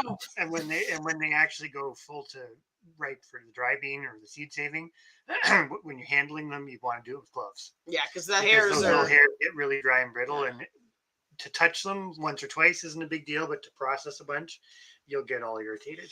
Sorry, El Dan's asking about pigeon peas. Are they the black-eyed peas? No, pigeon peas are something that, to my understanding, we can't grow here because we don't think we've tried, but we It's a don't. Caribbean one, right? Yeah, I think I believe they require a much longer, like more than 100 days. They're a perennial. Given the opportunity, Okay. I really wanted to grow them too because they're another useful one. But we tried it, didn't work, and the research that I've been doing or had done on it kind of suggested it probably wouldn't work here. But we have grown black-eyed peas, which are not actually a pea; they are technically a bean from Asia. We're going to grow mung beans. That's another good one that apparently grows really well. Just nobody grows them, and those don't cross with. That's where it gets more complicated on the crossing because things there that are all different species that they don't cross with each other. But see, I have a lot of trust in the things you're saying because if you said a black-eyed pea was technically lettuce, I'd be like, oh, okay, I guess it is. I know it's confusing. It's like peas, beans. Give me 1 second. I see. Rabbit to expand there asked if you'd planted any of your walnut seeds yet. We haven't even processed them yet. I feel like the worst person ever. We collected bins and bins and bins, and then our neighbor came up and he brought us this special walnut cracker that he had like custom built, and we haven't used it. And I'm like, oh my god, like we need to get this thing back, and we haven't done it. So we need to do a video on that. Yeah. So when I say do a video, we've been using that to like get things done, which is amazing because it's amazing how much. And you know, we used to do a video twice a year of our farm goals, things we were going to get done, and then we stopped doing it because it was so bad because we never got them done. Yeah, the walnuts are ready for planting. They're good to go for that, and it's my understanding that they overwinter fine, and that it takes quite a bit longer for the walnuts to actually rot inside. So they're it's my understanding they're edible still. But we'll find out when we crack one. So yeah, I mean, I think you're right. I think it would be a waste, but we would do something with it. And I mean, we have 4 trees, like fully mature, huge tree. I mean, and 4 butternuts too. They didn't do anything last year, but and well, like that for my banana bread, which is unfortunately maybe I could change it and alter the recipe so it's zucchini bread. Well, the chocolate chip cookies with the walnut bits. Yeah, those are good. Got to get that going. Anything with not enough chocolate, it works. Yep. Yeah. Always. I'm like, I can eat walnuts, but I have to have 2 chocolate chips with each little walnut. Do you find them too bitter, the walnuts? Yeah. I think some people taste it more than others. It's like some foods like that. Yeah, I find like when people put it in brownies and stuff, I don't like it. That's the compound. Oh, I don't like them in brownies, but I like them in other probably stuff. tasting the compound because all members of that family have that chemical. Like we have shagbark hickory trees here, and we collected those nuts and roasted them to put into stuff, and they were amazing. They tasted like toasted pecans. They were so good. Yeah, I like those. I had some brownies with instant coffee in it, and that was really good. And it's full of caffeine. We made fudge. We made chocolate fudge with instant coffee in it. It was good. That was good. So that was the best of all worlds. You have chocolate fudge with coffee. Can't go wrong. Yeah. I love survival food right there. That could be survival all day. Yeah. Love it. So the black-eyed pea is, I'm going to totally butcher this, Vigna ungiculata. Anyways, it's cow pea is Yeah, the other cowpea. common name. Okay. That's what it was. When she said pigeon pea, that's what it was. Yeah, I was thinking. No, but pigeon pea is something different. Yeah, but I was thinking because I'm sure you called black-eyed pea, black-eyed peas. Yeah. So if you grew, for example, a black-eyed pea, you can grow it right next to any of the common beans, and they don't cross. Yes. Same thing with noodle beans. I don't know if do you ever watch Roots to Refuge? That's where I heard about the noodle beans the first time. We I think we're subscribed. Yeah, we do. He grew these noodle beans on this arch trellis, and I loved it from that moment. And I was like, I'm doing that. And they don't cross with anything either. And they cross with the black-eyed peas. Okay, because they're the same as the black-eyed peas. So, but they were nice because we could chuck them on a trellis right beside some of our other beans. So it saves. Be like, go do it. Well, we got to figure out. We got to figure out all our like wind areas and stuff. Actually, so I'm saying that the wind's kicking up. But where we used to live and where I grew up, I mean, the wind came from some variation of west always, unless it was an ice storm or a tornado. And then it came from a different direction. So if I feel, and I've got a really good sense of direction and north and everything, and I will literally feel a southwest wind and be like, weather, it's coming. And I get all like squirrely and all messed up. And here, the wind more often comes from the southwest or the southeast than any other time. And it is so discombobulating being so used to a west wind. And then I'll be like, wait, what? And I'll like stop a conversation and like spin in a circle. And people are like, what is wrong with this person? But like, it's really strange for me. And then I get all weird and I'm just like, it's tornado weather. What's happening? And they're like, we don't have those here. She has to, when she gets out of a car, she has to calibrate like a drone. She has to spin 3 times. I'm already calibrated. No, but I'm that person who has to sleep north-south. And if I don't, I'm on a diagonal, which is the reason I'm always on the diagonal because we're not directly north-south. Oh, I didn't know you had an excuse. I did. That's why I always move the bed. So, God. I only need a sliver on the bed anyways. It's fine. Yes, I'm kind of always rolling off. It's just like at a 45-degree angle. Like Game of Thrones with the prison, with the floor that goes to the edge. That's what I sleep on each night. Sky cell? What's wrong with you? I wrote down that El Dan, the miso paste fermented. Going to look into that just to see. That's smart. Yeah, because that might be something that I could actually achieve. I could maybe do that. The one thing I will say, and then we're probably beating beans to death here, but the soybeans, they are super simple. Oh, they are so easy. Extremely carefree because they're self-supporting. They're relatively drought tolerant. They're kind of you plant them, don't look at them again, and then realize, oh, I have to harvest them. And they are an excellent filler crop if you're doing rotation. Yeah, like we have other things because like we grow a lot of things in the Solanaceae it's like when family and stuff, right? That you shouldn't plant in the same place year after year. It's like, what are we going to plant where all those tomatoes were last year? Well, right. That's a great one. Yeah. I see honey badger there. Sorry, go ahead. Do you find that the sheep will eat the soybeans if you offer them? Well, we've never tried it, so most things can't eat them unless they're cooked. Okay. So, like you can't feed them to chickens and anything with a single stomach, you can't feed it to because I believe it's toxic, and that's including people. So they do have to be cooked. But anything with a 4-chambered stomach, you can feed them dry. Okay. We've never grown enough to try it. To really try it. Like we could give them a handful, but it would be nothing meaningful, basically. Yeah. Because I always think of that, like if we have too much of something or we don't like it, or like what are we going to do with it? Because we don't have pigs yet, and I know, like I said, they only have a single stomach, so we can give them that either. Well, and that's something. Common beans are the same way. You can't feed common beans without being cooked, but you can cook them for chickens. And they'll eat them quite fine once they're cooked, but you can't feed them Apparently, dry. you're not supposed to feed them to rabbits either, but I have fed green beans and stuff to the rabbits. No, you've not fed the dry beans. Oh, no, not dry. But you're not supposed to even feed green ones to the rabbits, but I do, and they eat them fine. Wild rabbits usually decimate the green ones. Yeah. Now, that being said, this is where beans and peas are not equal because what you think of as a pea, like a snap pea or whatever, those seeds can be fed to chickens, and so can the things like the black-eyed peas. So it's just some members of the family that are weird. There's so much to know, and that's where you kind of just have to become an encyclopedia, or you get married, or you marry one. So one is gonna have to be the encyclopedia. Yeah. Oh, it's him. I'll ask something and he'll just like spout out a Latin name, and then I'm like, okay, and he's like, how do I know that? Well, sometimes I feel like I'm making it up. Like it comes out and I'm like, that wasn't like, I don't know where that was stored, and then I look it up. I'm like, oh, that was right, or very close.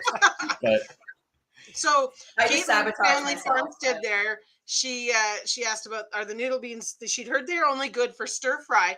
Now I did the pickled beans with the noodle beans. I loved it because I was able to cut their uniform, and I was able to cut them all to the same size of the jar, and they turned out awesome for pickled beans. The one thing about I love pickled beans. The one thing about the noodle beans, even though they are the same as the black-eyed peas, same species, they aren't good for dry beans. No, the bean you get. You have to eat them fresh. Well, they're an interesting one because it's the same species, but the bean looks completely different. Yeah. It's a different shape and everything. I see. Hi, James. Dan there saying about using it. I never even thought about it as a sub for spaghetti. Probably be pretty good. The one thing I will say, Caitlin, is they're spicier. They don't taste like a regular bean. They're the first bean. Like I can go and grab some yellow beans and some green beans, whatever, and they all just taste like beans to me. But the noodle beans are spiced. They have a different flavor. They've got a spicy flavor to them. When they're cooked, they don't taste it. Yes, I still taste it when they're cooked. But it definitely, like when you do them as the pickled beans, they've got a bit of a different kick to them. And the cool part about them is... and they stay purple. They keep their purple color when they're cooked. Oh, they're purple? Yeah. Oh, we got to get those. We need more beans. we got what, nine kinds of beans in that picture. We need more beans. And I'm thinking of ways of paring down. You're thinking about buying more. This is why we're squash. They're Squash's friend. Pickled fiddleheads. Now we planted some fiddleheads, but we don't have any on the property, so we didn't touch them last year because they were allowed to expand. Well, 2 years now. So yeah, they've been there for 2 years. So maybe I'll actually be able to pick some this year. Fingers crossed. Because I've only eaten fiddleheads once at a friend's house. She made them and she just fried them, and they were just amazing.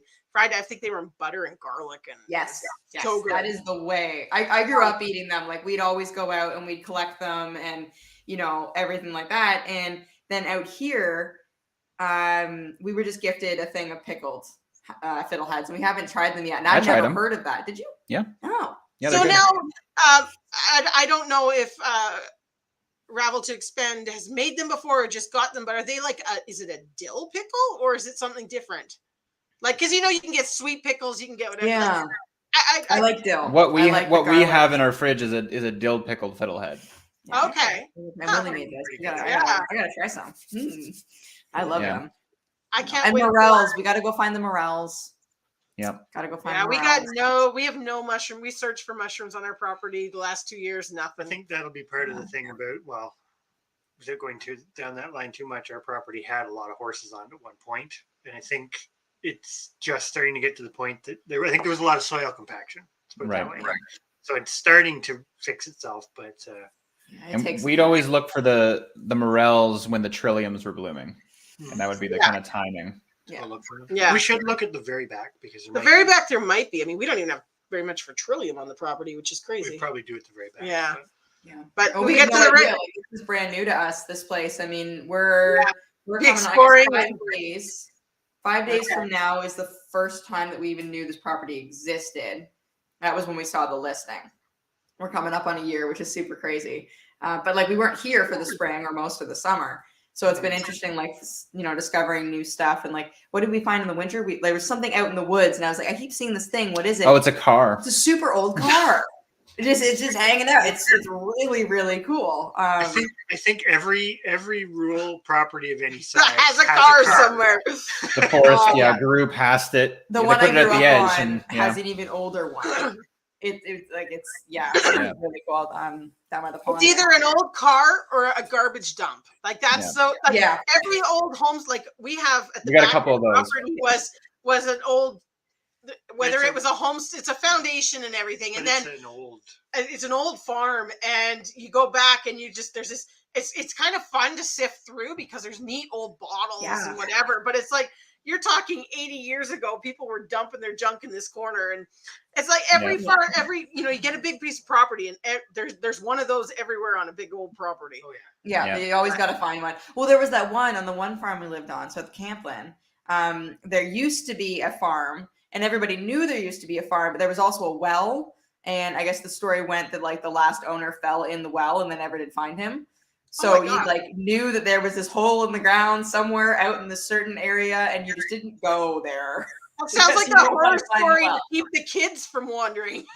Yeah, seriously, my God, ours has ours is very, very confident and has no shyness issues at all. So we've had to implement this new rule that if we aren't right there, no, you cannot go out and go meet the UPS driver and talk to them for 20 minutes and take the package and tell them your life story and then come back inside.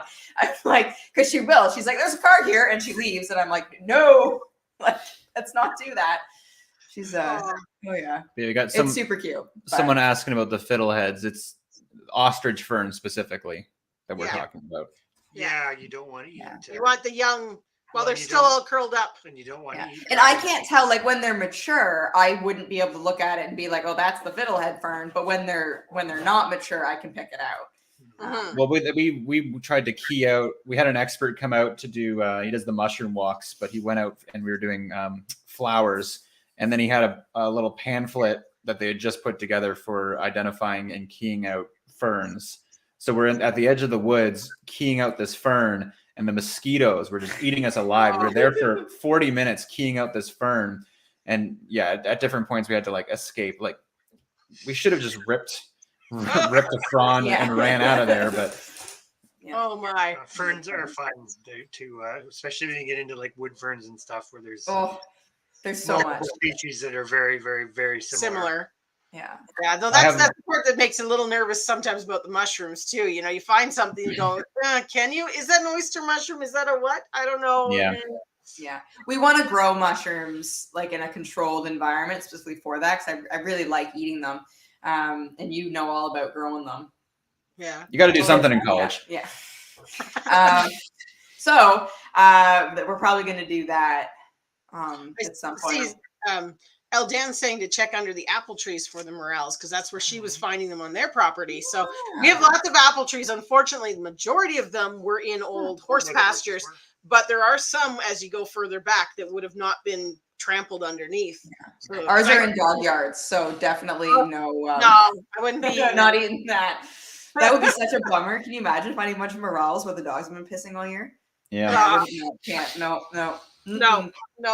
I have a hard time. As it is, we got to collect all the apples because the dogs can and will eat enough apples to kill themselves. We got to watch them. Mostly they just want to like throw them around, and it's really funny, but a lot of diarrhea at a minimum. It's not great. Not pretty. Yeah, no. I was just gonna say, I don't know. I think everybody else was in here when Remy was sharing the channel, except for James. James came in a bit later. I don't know if you've follow Lindsay and Jack at all, but they are from Rems. I'm talking about Remy hosting the thing. Rems Homestead, another fellow Canadian channel here. So if you get a chance, go check them out. I don't know if there is anybody moderating in here that could still post the link one more time, but I think we'll probably be wrapping up soon on the discussion before we. You've got one more, right? So two more than three, but the one. You got one more. I'll do the one real quick is corn. Yeah. Oh, so another wind one.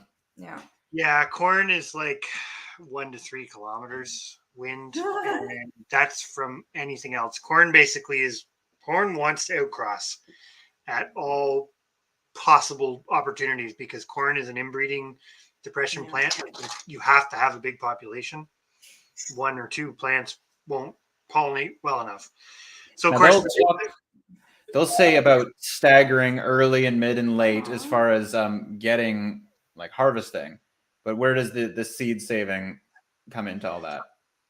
The seed saving, I'm going to say it, if you're in an agricultural area, is almost impossible.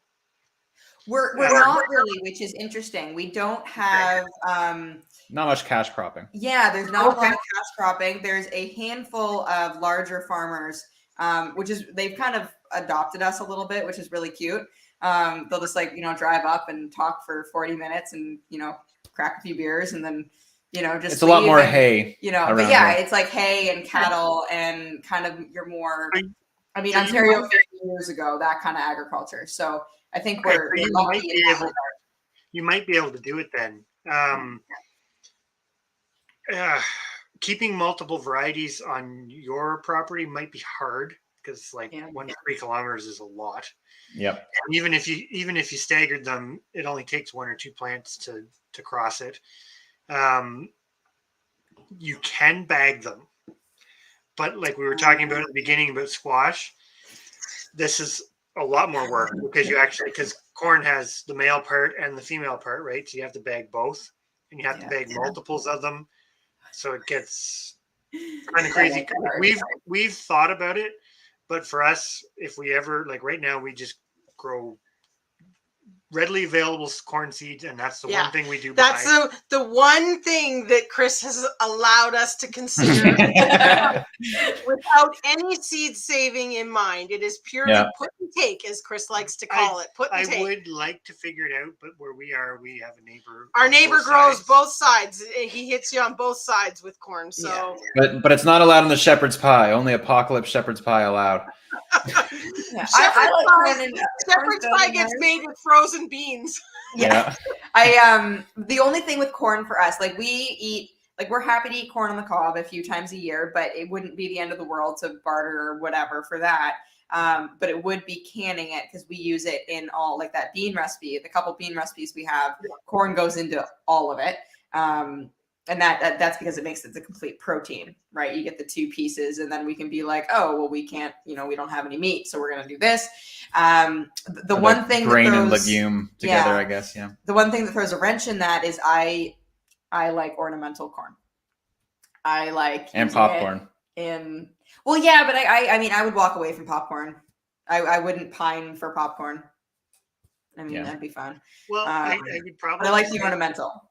The best. But you need your arrangements. The best advice I could give would be you pick one. If nobody around you is growing it, then you actually could do it.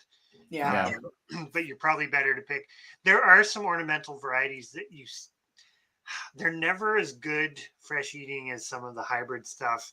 But there are ones that you can use for freezing and stuff too. You just end up having to pick it usually earlier. Yeah.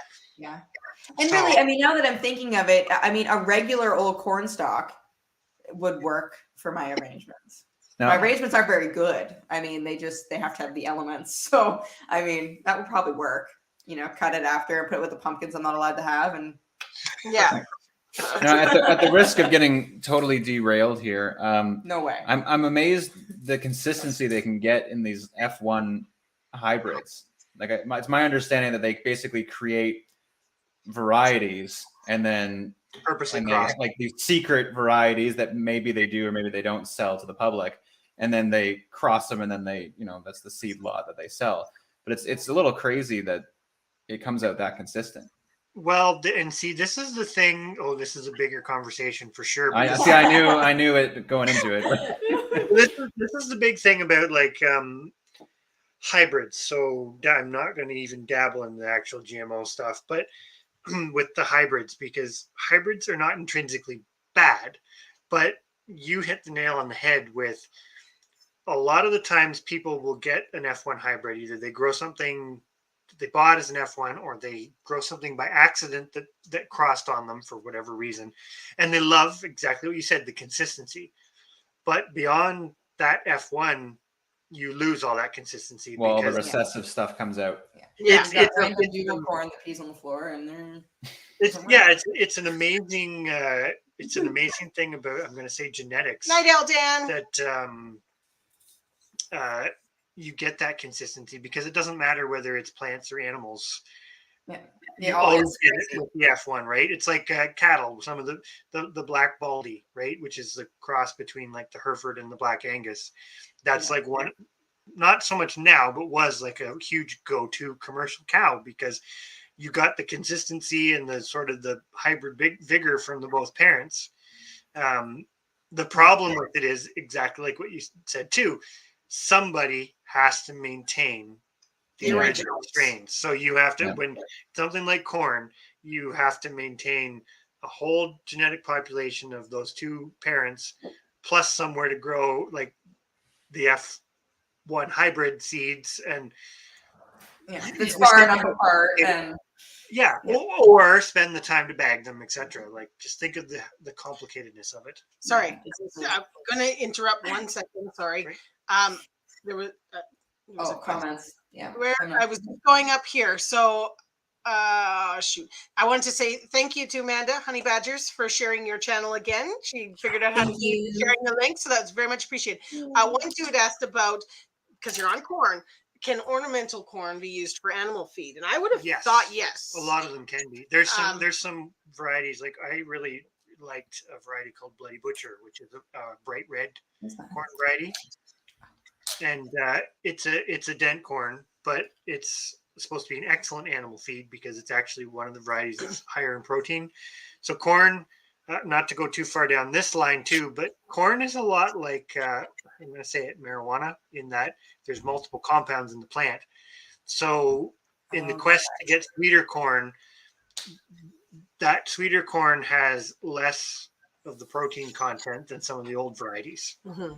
Is kind of the way the breeding has gone. I'm super simplifying that, but so Bloody Butcher is an older variety that used to be a really common livestock feed, but it's actually really pretty. It makes like you can grind it into like a red cornmeal, and it's like this red, nice corn cob. They're like a burgundy colored kernel. Like they're really pretty. And there's lots of others. There's blues and multicoloreds and blacks, and there's a lot of them that sort of fit into that. Well, the nice thing is, like, we find, at least with the corn, we feed the whole thing. Like, we feed the stalk and everything, right? Yeah. So we usually tend to take off the cob for corn for chickens or ourselves, and then the rest of it just gets ground up for the sheep or whatever's going to eat it. So short answer is yes, you absolutely can. Yeah, definitely on the, because 1-2 also has Icelandic sheep the same as us. And that's one thing, sorghum, corn, that sort of stuff. If you can get an old wood chipper and just chop it up, they will devour that. I mean, we stored it in Rubbermaid buckets, and we actually garbage cans. We're just finishing our last garbage can of the fodder stuff that we chipped up in the wood chipper. So yeah, that's awesome. And we want Icelandic sheep too. We're slowing down. Like, we've wanted them for 8 years. Well, we always look for what's the toughest nails version of an animal. So. Yeah, and that was, I mean, where we were, it made a lot of sense. We still want them. I mean, it's not happening this year. Probably won't happen next year. It's have your fencing up and ready. Yeah, I mean, there's just too much going on this year, but it's on the list for sure. Because we want to get into a little bit bigger livestock. We're walking, like, we used to think that we wanted, like, the cow and some sheep and some goats and I think we're going to narrow down to probably just the Icelandics and then see how that goes. I mean, a lot of benefits to goats where we are, but I think we'll see. Pigs is going to kind of fill the same kind of idea as like you with the corn. We'll do pigs when we can do pigs. We'll do feeder pigs. I don't want to be maintaining breeders or anything. Yeah, that's about the only one that we don't want to. We don't want to have our own, like, sustainable breeding program. We've been there, done that, and tried it, and that's tough. Yeah. You pretty much have to be planning a commercial scale operation. It had to become a business because you had to be sustainable. You had to have so many, which then produced so many, and then you had to figure out what you were doing with it all, and it just escalated. You had to feed them all every day. Yeah. Then you didn't need to do anything else if you had pigs because you produced enough meat that you would never need anything else. But I just wanted to say hello to Gather Together Homestead. Welcome to the chat. I know you've been for a little bit, but I'm going to say hi and welcome. And I see that you'd commented there that you got all heirloom seeds this year. Yay. So you can harvest and save. So it's perfect time to be learning about those separation distances and things like that, because that's something that's so important, because heirloom can still cross with other ones. So it's really important Well, to know where things can. And I think the big thing there is the theme of the night has been looking at what you want it for, right? So when you look at what you want it for, it's usually for some unique characteristic. And if you don't do the separations, then you lose all of that unique characteristics. So suddenly the beans all just become the same thing. The tomatoes are all just the same. Like they will eventually go that route. So if you're keeping multiple kinds for multiple purposes, then I always find it so much easier to explain that to people in terms of our Icelandic sheep, because the Icelandic sheep have so many things going for them that are unique, and that's where I always compare to them for crossing. It's the same with vegetables. If I like the fleece that the Icelandic sheep produce and I like the quality and taste of their milk, I'm not going to cross them with something else that's going to jeopardize those features. And I think that's the same thing. What if it'd be cute? It wouldn't matter, because that's cuteness is not going to feed and clothe me. But what if it's got like floppy ears? Yeah. He's making fun of me because I separated out. So you're talking about the pigeons, how you like the pigeons. So we have all these crazy pigeons, right? And I picked out all the floppy-eared, fuzzy-footed ones that I was just like, oh, look, I love them. And I separated them, and I'm just like, they're going to make a thing. And I have my fancy flock. And we had the cull birds, and then she took all the pretty cull birds and moved them into a different pen. So those are my pretty birds. I'm sure most pigeon fanciers would probably wish a slow and painful death on me for doing what I'm doing, but I'm getting super into it, and I like them, and I'm a crazy pigeon person, and we're gonna see what happens. Well, and they reproduce so quickly, I might actually don't encourage that sort of behavior around here. I'll mail you a pigeon. He'll mail you a squash, and I'll mail you a pigeon. Well, that's Apocalypse cell phone, right? You give You're gonna have carrier pigeons. I give you some pigeons who know how to get back to me, and you give me the same, and then you put the little message on it, and we have a whole bunch of pigeons that we can't release to fly because they'll just wasn't that was it the passenger pigeon or whatever that they used to use for that? The carrier, the passenger pigeon was a dove in North America. Oh, okay. But anyway, yeah. So sorry, I was gonna. Crucy had a good question about does it make a difference if they're organic or not? Not really from a seed saving perspective. Well, he's from the, or is just heirloom? Yeah. Just heirloom are open pollinated because there are proper breeds that are not open pollinated, right? They're patented and whatnot. They do exist, and some of the hybrids are the same. That'd be the thing to be careful with your organic seeds. Is some of them you're not actually allowed to save seeds because they're patented. Not organic, but that's. Some seeds if they're organic heirloom, they're fine. Fine. But I'm just saying, just because it says organic, if it doesn't say heirloom, that means it could be patented. That's all I'm saying. That was like my hydrangea thing. I wanted to grow this hydrangea, and I couldn't do it because it's patented for another like 10 years, and I was super annoyed. But you just do it on the sneak. Oh yeah. You're like my variety. Oh, honey badgers. That's So where are we from? I am from Ontario. I'm super boring. I grew up in this like small area of Ontario, and then I like went away for a little bit, and then I came back to like the exact same area and thought I was going to die there. Jack's a little more complicated, but we moved from that area of Ontario out to New Brunswick last August. Didn't plan it. Didn't think about it, honestly. We saw the listing and we were just like, okay. And then we got it and we were like, oh shit, we have to sell our house and move to New Brunswick. We were like, oops. Yeah. So the province we are in is New Brunswick. Yeah. Yeah. What about you? You can do where you're from and stuff. Cause that's a lot. Yeah. I mean, I've been all over the place, the Yukon and then Ontario and then BC. And you weren't even born here. I was born in Bermuda. Yeah. Everywhere. Oh, cool. All over the place. Cool. Yeah. Yeah. Which makes it really hard to get certain documents sometimes. Yeah. Like when you're buying a house and you're not prepared to be buying a house.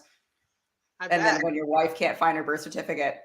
Yeah. I Googled my name and I come up on the Bermudian newspaper as a draft dodger.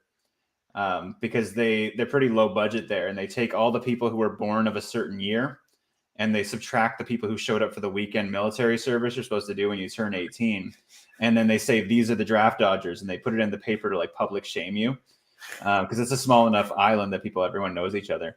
So I'm in that, and I show up online, the digital version of that. So we've never gone because we're pretty sure his name will be flagged. I don't throw into Bermudian jail, and I don't think it'd be a problem. Yeah. Oh my. I thought it was interesting there. One too is going through all the stuff that they plunged into because similar situation. They're just ending their first year on the farm, and they drew the line at pigs. Yeah. I mean, like, I want prosciutto, and I want a lot of prosciutto, so I will raise them. Well, but I don't want I'll eat a package just to my face. It's if we make all this other food, but we don't have anything to wrap around it, then how are we going to eat it? all those wasted calories. All the game birds that we have, like that's the thing, right? Like most people who do what we do for work, it's not a huge focus for them to be using every piece of that animal and to be doing it in the way that we're doing it. So we kind of have to take the homesteading thing and then the dog stuff and meet in the middle and make it all work ethically and functionally. So we do, like, for the chucker, we eat chucker, which is like a partridge. It's like a Asian partridge.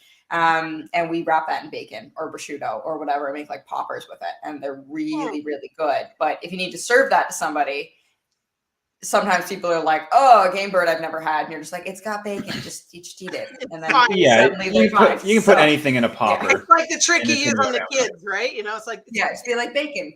Well, what I used tonight actually, I've been dehydrating mushrooms, and Kenzie apparently doesn't like mushrooms. So I just take the dehydrated ones and I just squish them, and then I rehydrate them, and it's just a powder. And then she's like, "This is really good," and I'm like, "Uh-huh." Yeah, because they don't see it. Yeah. They don't see it. They can't pick it out. Like, well, what about the spice? And I'm like, "Oh, it's the best spice. It's a secret spice." I saw Honey Badger's on here.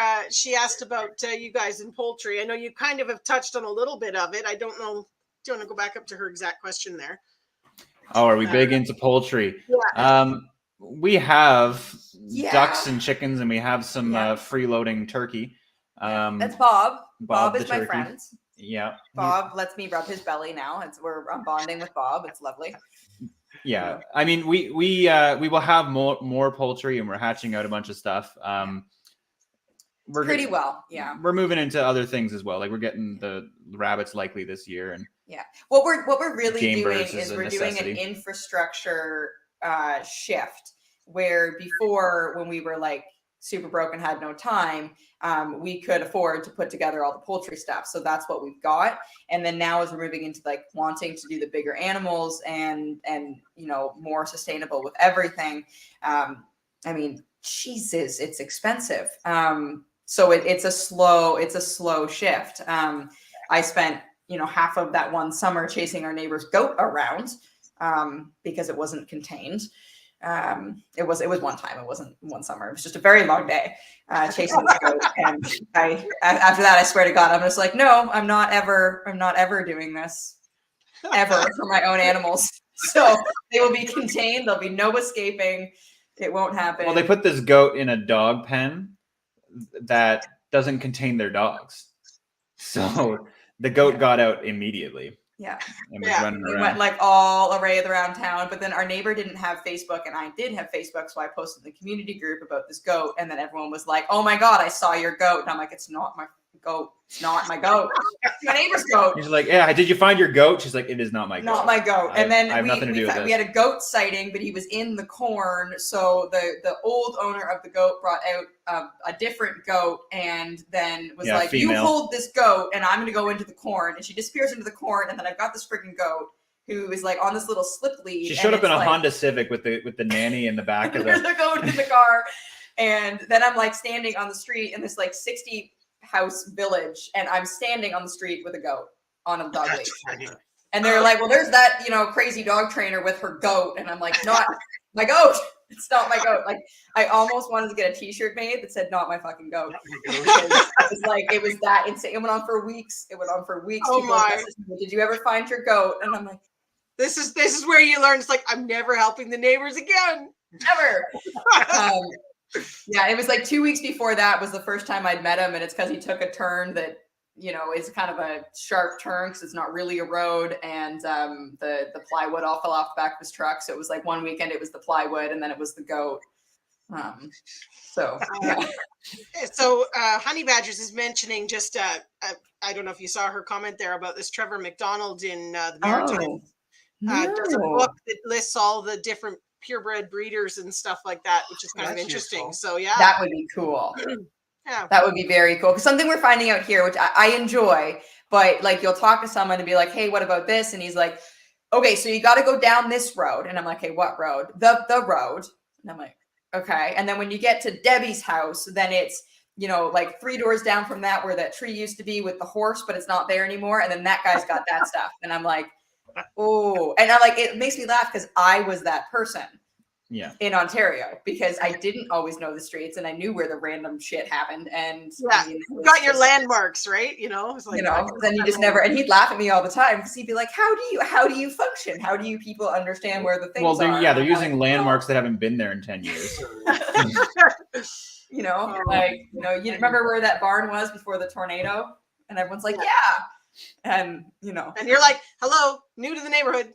Yeah.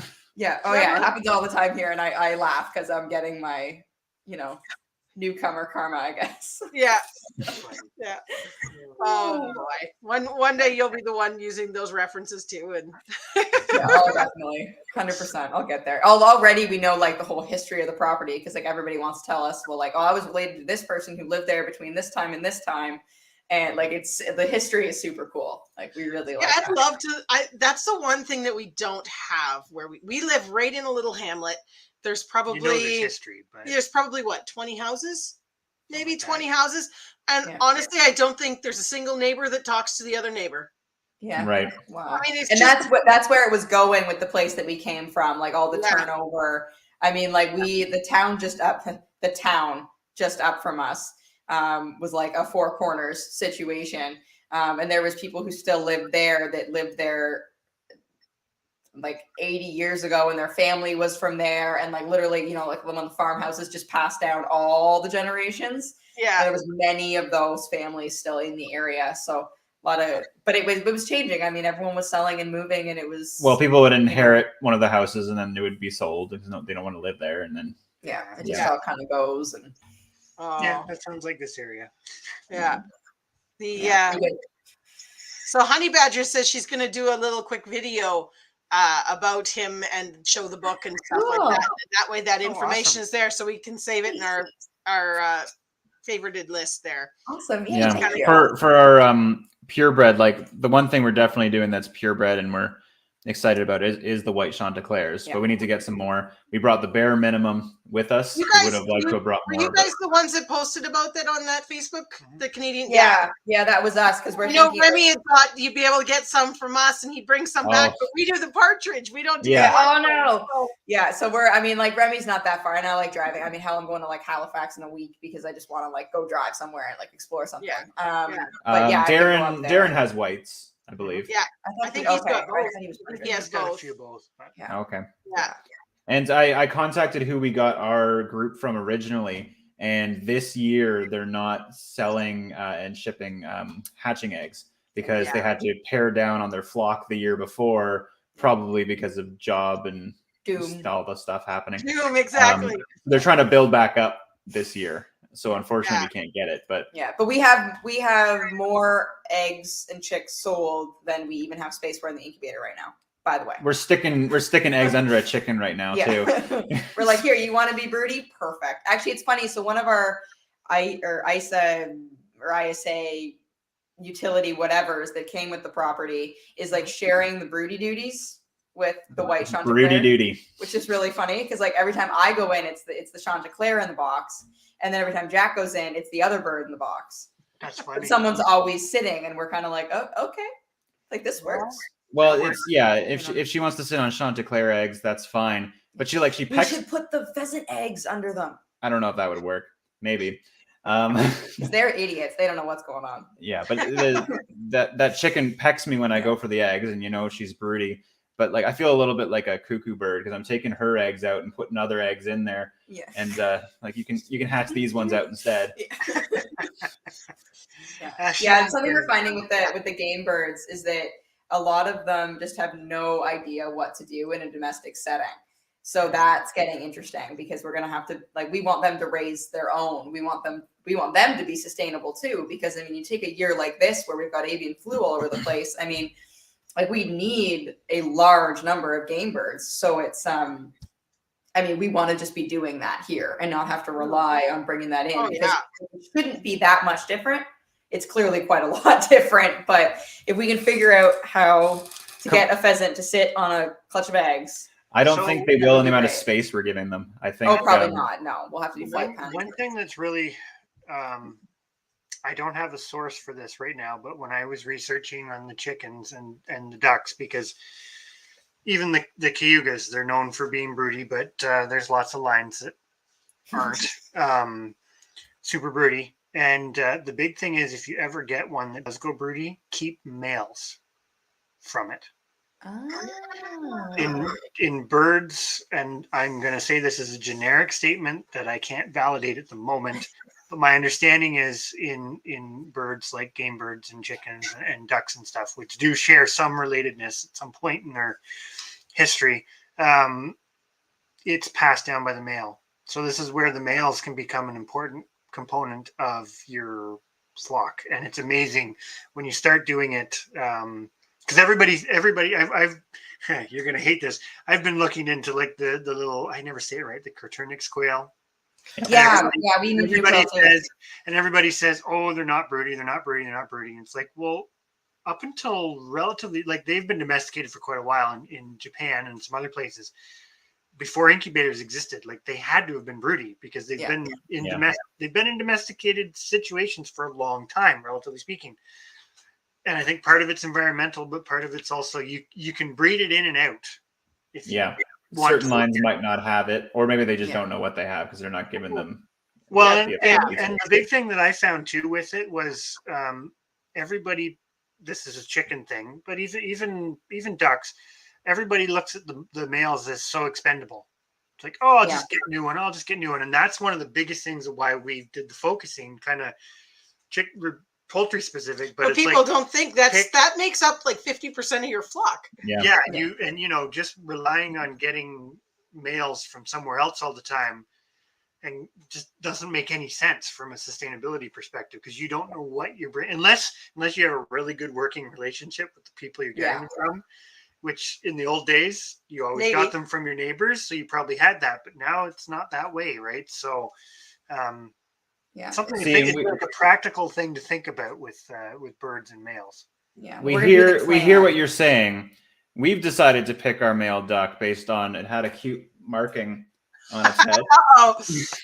His name is Toupee, and he's heavier set. He's a Pekin cross. But again, we looked at our duck flock. We tried briefly to get some others, and it was really hard. And we just kind of said, screw it. This is a barnyard, whatever.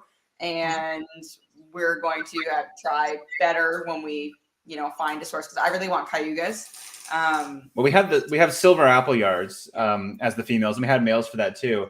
But once we looked into it and looked at the actual standard, and you'd look up pictures of them, and they look like our ducks, but it was recessive genes that were coming back up, and they were looking more like the mallards, and dominant genes. We're supposed to be breeding for the recessives, and so it didn't look like how they are actually supposed to look.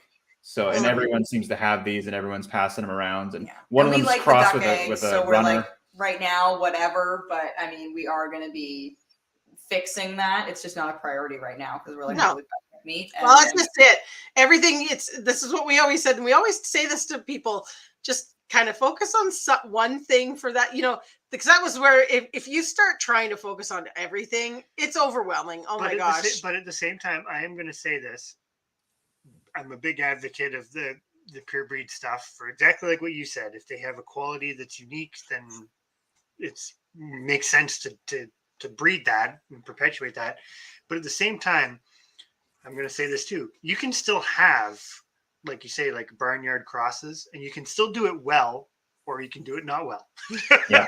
Right. So those same principles can apply to you could take a mixed flock of ducks, and you can still do amazing things with them. Mhm. And I'm going to say it, you guys sound like you've got the knowledge, and maybe you decide you don't keep going with your flock you have now, but you understand that.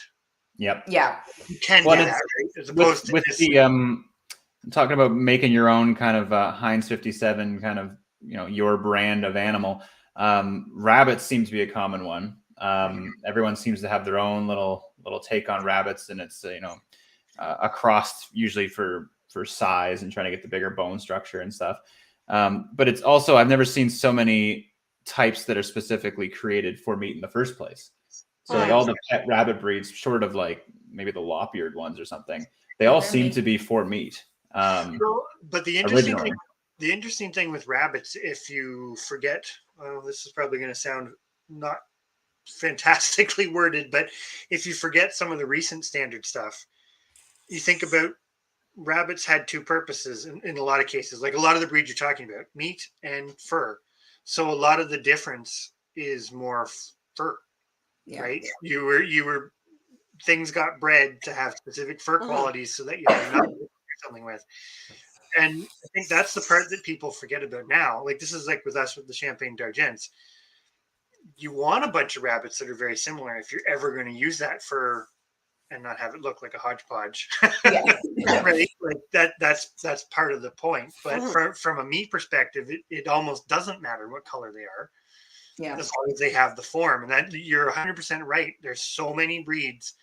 If you breed them to standard and rabbits, they all have the same that meat body type. Yeah. And there might be a pound or two difference between them, but they all have the same body type. They're just wrapped up in a different package. But that package makes sense because that package was of utility at one point. Yeah. Well, when we're looking at silver fox, like I think a lot of homesteaders end up looking at some point or getting. And it seems like with a lot of things that not everyone's keeping up on the fur side of it. So trying to get stuff like stock that will kind of set us up, and then playing with that and maintaining it as best as possible, because we do want to be getting the fur, and it's a whole other conversation about how do you manage the meat versus fur and trying to get them a good amount of both, because it seems like you always kind of have to pick one. Fur's better at certain times, or our solution has basically been, what would you say, like 80% of what we produce is pretty much for meat, because a lot of those younger animals and the ones born in the summer, when you're not keeping the furs anyway, it's one fall run of fur then, and we usually do that. For us, it's usually kind of December, one or two, maybe two. That's like what James is saying there. He's saying fur skin, if you have a use for it, that wins hands down, because I'm going to say it, in some ways is the more valuable product. Yeah. Like in rabbit's history, the meat was the byproduct. Nobody cared what it was. Because you can produce quicker. And I wouldn't mind looking at doing more of the dog food too, or the dog treats and stuff like that, because I mean, that is something that I think about all the time. I mean, like, we have 6 dogs. We're actively trying to get dog number 7, and we go through a 50-pound bag a week of dog food. They're going to be eating pigeon. So I would I'm not ready to do it yet, but I do want to make the jump to raw appropriately. That's what we do for our cats. Our cats it's raw rabbit. They love it. Yeah. I bet we got to run it through the grinder with any other fats and meats that we've cut off of sheep or whatever else that we don't want to eat it. The cats get it mixed in with rabbit. They love it. Well, that and we mix in squash with it. Yeah. Oh, there you go. Potatoes. They like the green veggies and things like that, and works great. See, and James talking about rabbit skin. Like, I don't know what you use. I guess it's a leather, but yes, you make cowboy vests out of it. I don't know. You make a pair of leggings. I think I could pull it off. Yeah, leggings. I think that rabbit skin leggings. But it's definitely a big thing too. I think. I think about this on the meat side of it a lot with because our Champagne d'Argents, I'm going to say it, they're not the most productive rabbit. there are rabbits that have bigger litters or maybe grow a little bit faster, etc. But when your primary goal is feeding yourself and your pets, or we feed some to the chickens even. Like when we cook a rabbit carcass, we not in the middle of the summer when it's hot, but we take it out and we let them pick everything else off it. So there's no waste. It's just bones at the end of it. But when you're doing it mostly for yourself, I always kind of question: do you actually need the thing that is the best commercial producer? Because it usually, like in the case of the rabbits, it usually comes at some type of price. There's a hidden cost there. They might be cheaper initially, but like to purchase or whatever. But the breeders eat more to keep around too, and exactly. Yeah. Well, in the case of rabbits, I would say it a big litter, like what's a New Zealand? A big 12. Litter could be like 12 or more. That's a lot more food that you're feeding. Well, and the other thing that we say with the rabbits is the grow out pens you need when you have a litter of 12 babies and you want to get like I love when my rabbits have 5 to 7 babies because I can leave the babies in the same stinking pen, you know. I couldn't imagine breeding, and I know because we keep 8 breeding does. So when you're having staggered, but you're doing 8 litters in a month and a half period, that could be a lot of babies really fast if it went that way. But it's the rabbit thing is very interesting, and it's certainly worthwhile, especially if you're thinking about for feeding pets, because the math works on rabbits pretty well. There's lots of things that the math doesn't work, but pigeon, the squab, if you got the utility pigeon, the fatter ones, the math does work on it. The moment I responded to that comment this morning, Jack's like, no, the economics are really good. And I'm like, not for the thinner, not maybe for the homing pigeons, but for the meat pigeons. Yeah. And they raise their own baby. I mean, like, pigeons are hilarious. Like they're really dumb sometimes. I mean, like they'll just jump in their water dishes. I mean, like, we had the heated water dish in the winter that was open, and we had to stop using it because they were using it like a hot tub. They would just sit in it, and then I'm like, "You're going to freeze to death! Like, what are you doing?" And their nests, like, they will just like take a piece of straw and just be like, "There, I have a nest." But they raise all their stuff. I mean, I had right in the middle of the floor. I had pigeons for a short while, and I really liked them actually. But it's that thing that the nice part I liked with them was it's not an all in, all out, because they grow so quick and they breed multiple times throughout the year. So you don't get a huge influx, right? Yeah. Like that's the problem with chickens and stuff. You basically get a big influx once a year, maybe twice. And then you've got all those mouths to feed all at once. Whereas the pigeons, it's more like spread out. They just kind of keep on going. I was looking there, the 1-2 commenting on the sheepskin jacket. That would be an awesome plan. Yeah. I'll tell you, I really want to make a sheepskin rug with our Icelandic. It needs to be cut to 3 inches before you butcher. And I'd love to tan a sheepskin rug. Cool. That's my ultimate goal, but a sheepskin jacket would be kind of cool. I don't know how thick the sheepskin's not as thick as, was it as thick as the goats? Yeah, they're about the same. Yeah, I guess so. So it'd be interesting to see. And I'm actually, because we're talking about rabbits, James has mentioned something here about the skins being better than the furs. So I'm super curious on that now. I have no idea. We never have. I've always heard of the skins just being talked about as being thin, but I guess comparatively to other things. Now, James, I'm curious as to whether, because we always comment on this, the back stretch of the rabbit, especially if you do the ones in the winter that have reached 6 months old, it's thick skin. It is thick. Like you can't pull that to get it nice and soft and supple. So I'm wondering if that's the part that they use. Probably. And then I'd be really curious because, but it's super soft. Like it's super, super soft leather. Yeah. So now I'm curious because right now we have about 15 pelts. That we're going, what are we going to do with these now? So maybe now we should try and do the next round of skins. Yeah. There you go. Yeah. I'm a sucker for fur. Make a leather jacket. Fur. Yeah. Well, we can't do too much with fur just yet because we have this one particular dog who's got the thing about fur. You could take rabbit furs and wrap them around something to be like the dummy, you know? Yeah. Just be like, actually, that would be a good idea for that one drill. Something feels a little bit different. You know, we could do that.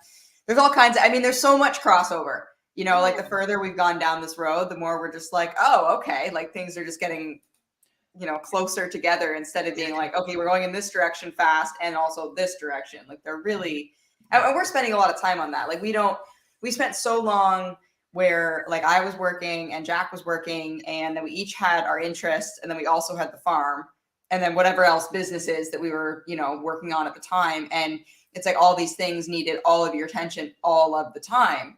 And that is exhausting. Like it's even if it's the same amount of hours you're putting in, it's insane. So when everything's like, we have a major cat fight outside the door. I apologize. Oh no. But I think one of our cats is outside. Uh-oh. Oh, we have this. All of our cats, sorry, I'm going to go on a little tangent here, but all of our cats are ones that we found they came with the property, and we slowly brought them in, made them friendly, got them fixed and whatnot. And so finally there was, between us and our neighbor who started doing it as well, there seemed to be less rogue cats. And then this winter, this huge, nasty tomcat showed up. And every time we put our cats outside, he just seems to be there, and he just oh, that's awful. Any sign? That's no fun. Was it Abby? Oh, he's not sure. Anyways, he brought one in. But anyway, so we kept them in all winter, and then we said, oh, now he's kind of, we don't see him as much, so he's wandered and whatnot. And then, of course, now every time now the cats all want to go out again, and they're outside, and then it ends up being a case that then the stupid thing's around again. Yeah. Yeah. Anyway, no worries. And he's not friendly at all. Like there's no way you could. Yeah. But So anyway. you had the mama cat that came in and had her babies. It was so funny. So Jack goes to go into the barn. It wasn't that. It was funny. hilarious. And he comes like running out, and he's like, huge raccoon, big raccoon, huge raccoon. I need the gun. Gotta go get the gun. There's a big raccoon. And he's like flipping out, right? And he's like, huge. And I'm like, oh, okay, right. So I go out and I'm just like, all right, let's go see this raccoon. It was a kitten. Okay, you saw a kitten. I definitely at least saw the mom. It wasn't a kitten, but when she opened the door, it's this little teeny tiny. He's just like, mew. Kitten and I'm there. like, oh yeah. I'm like, and then I go back out and I'm laughing. I can't even like get the words out. And Jack's like, got the rifle, and I'm like, you don't. I got the 223. I'm She's like, that would blow up that kitten. Yeah. Oh, I'm sure there probably was a raccoon, but you just scared it away. Oh yeah, probably. And we did have a rabbit raccoon incident just a few weeks ago. So I mean, walked across the field right at us, and slowly, but rabbit raccoons just like, who am I going to get? The kids, the dogs, or the ducks? You know, like, well, you're going to catch a bullet, and that's that. You know, like you mentioned with your rabbits, like raising them out in the pen. We're thinking of ways of doing stuff, and I think for a lot of our stuff, including rabbits, although it'll be different for rabbits, is we're going to try to get them in tractors and move them across, and possibly in between our rows of the black locust, because it'll be kind of mottled shade, and you know, it'll put that land to use, you know, for extra things. And then doing electric netting or something around the greater area with all the tractors in it. And I don't know how many rabbits you can put together, probably as many as you can fit, basically. Well, definitely. I don't know if they start fighting. I think they have to get home. Yeah, they will. You're basically we find it's easiest to keep the litters together, and we separate out boys usually by 4 months. But they should be at butcher time. Like we've found, if you're planning to butcher them at the 5 pound mark or the 14, we find our Champagne d'Argents 14, 15 weeks, really. You can push them to 12, but you've got to supplement feed to do that. To get 5 pounds at 12 weeks. So we usually find it's, 14, 15 weeks, but we don't ever really find it's if you let it go beyond that you need to separate out the boys. They're a bit slow. But that's just our breed, like the Champagne d'Argents. That's not necessarily across the board, because I know other breeds have a lot more issues than what we seem to find with ours. That's how quickly they mature. But and if I have for example, like in the fall time when we want to keep them longer, I leave the girls with their mom. If I only have a couple, I just leave them, and they do great until they're 6-7 months old, sitting in with their moms. Yeah. The one problem we found, because we've tried the tractoring, not in a big way, but they eat a lot. Yeah. So we find it pretty much, you had to move the tractor at least twice, if not multiple times a day. Yeah. As if you're going to put any number of rabbits in it, They eat a lot. Right. and they decimate it so fast. And in order to get the growth, we were covering so much ground with the tractor that we 'cause just they end up like they nip it down like to nothing, right? Right. like even with the bars where they were eating between the wire, Yeah. they still ate it to nothing. And then it's just it was great because it was fertilizing it, I suppose, at the same time. Mhm. But the It other took thing you the- have to really be careful with tractoring them is that you don't have wild rabbits.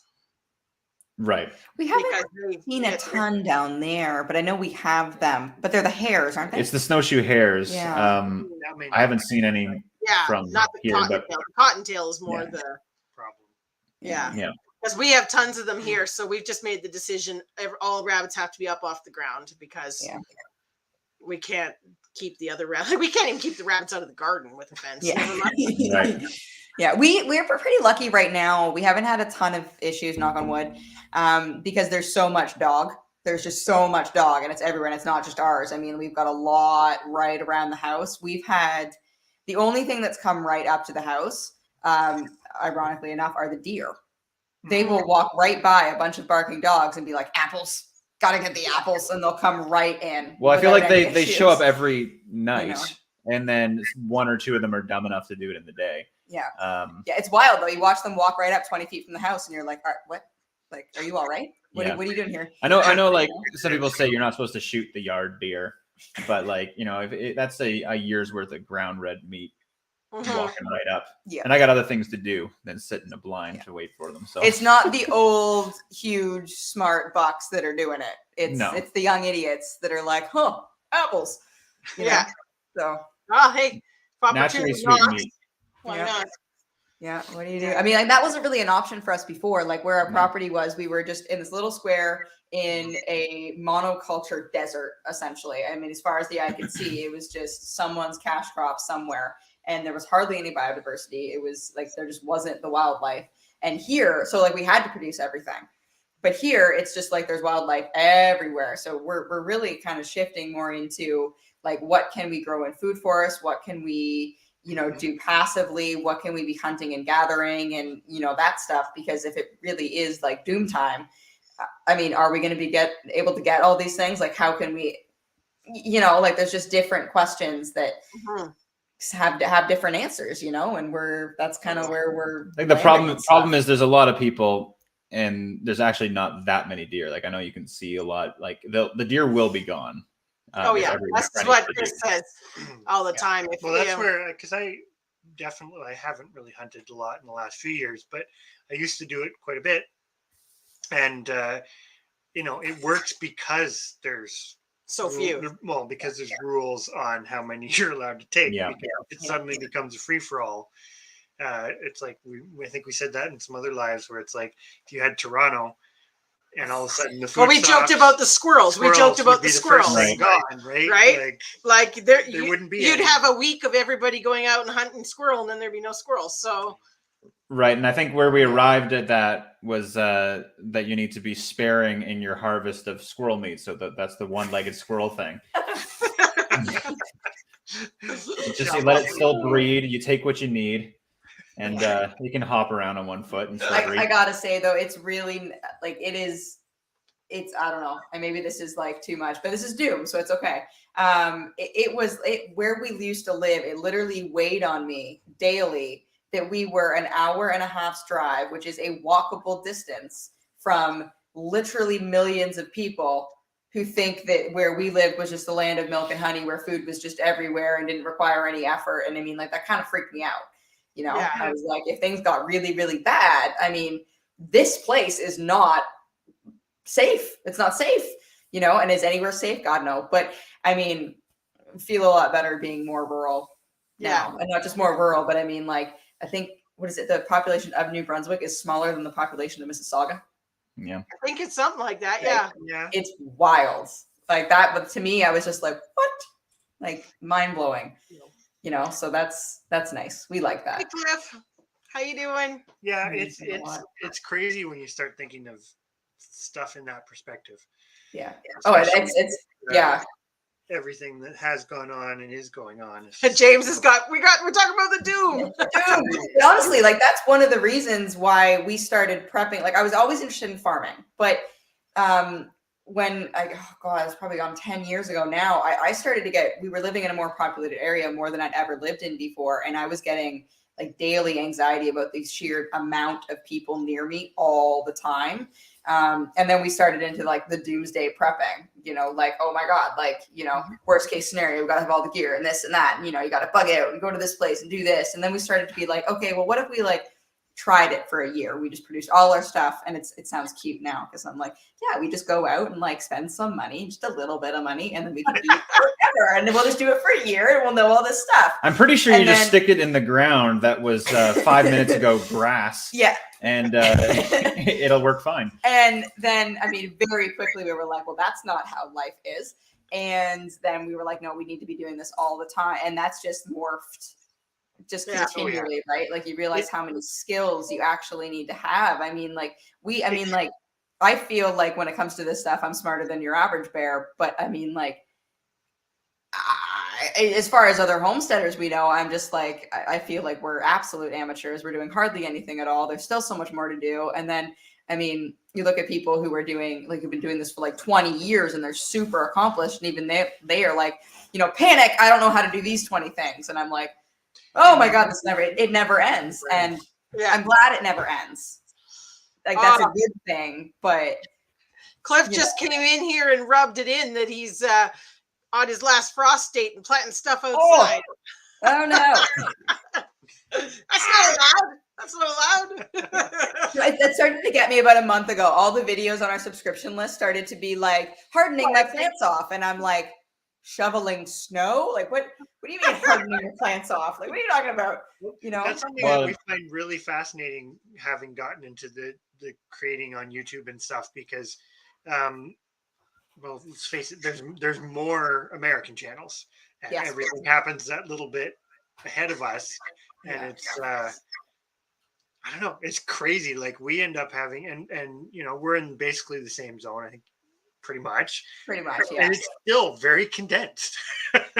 Like when people are like, oh, I'm in zone 3, it's like, that's super I can't condensed. imagine. Well, it changes drastically in those lower zones, the things that open up in each zone. I remember 5A opened up a huge amount for us. Yeah. Like, and that was the other thing that we couldn't even touch with our seeds, is that like half of the stuff we've chosen to grow this year, I mean, that was picked for our last property.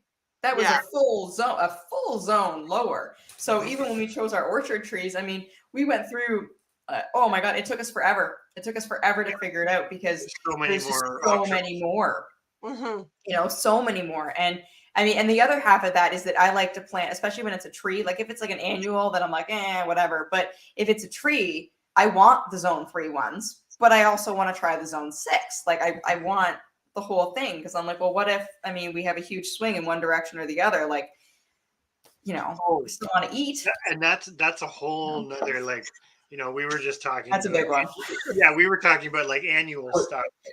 And pushing your zone. I know there's lots of ways of doing that, but that's a whole separate thing. And microclimates. And kind of interesting, because I think you guys at your old place were kind of quite getting into the perennial type stuff and talking to your trees and stuff. So that'd be interesting. That's something that we need to focus a little bit more on too. So it'd be interesting.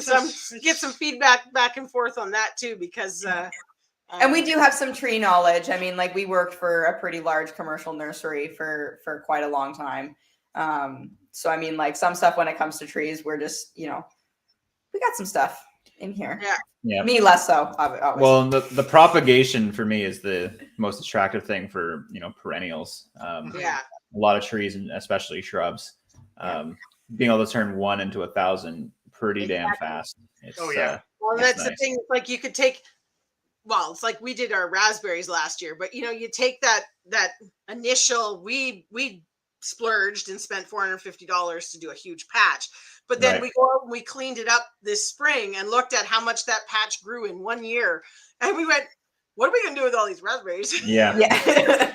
Yeah, it is a lot. And I do like we do like our fruit. I mean, we're doing a big berry area too. But part of that too is like every time I was looking at these varieties, I'd look at some and I'd be like, okay, that would be pretty in a garden bed. And then I'd look at another and be like, that is a food forest.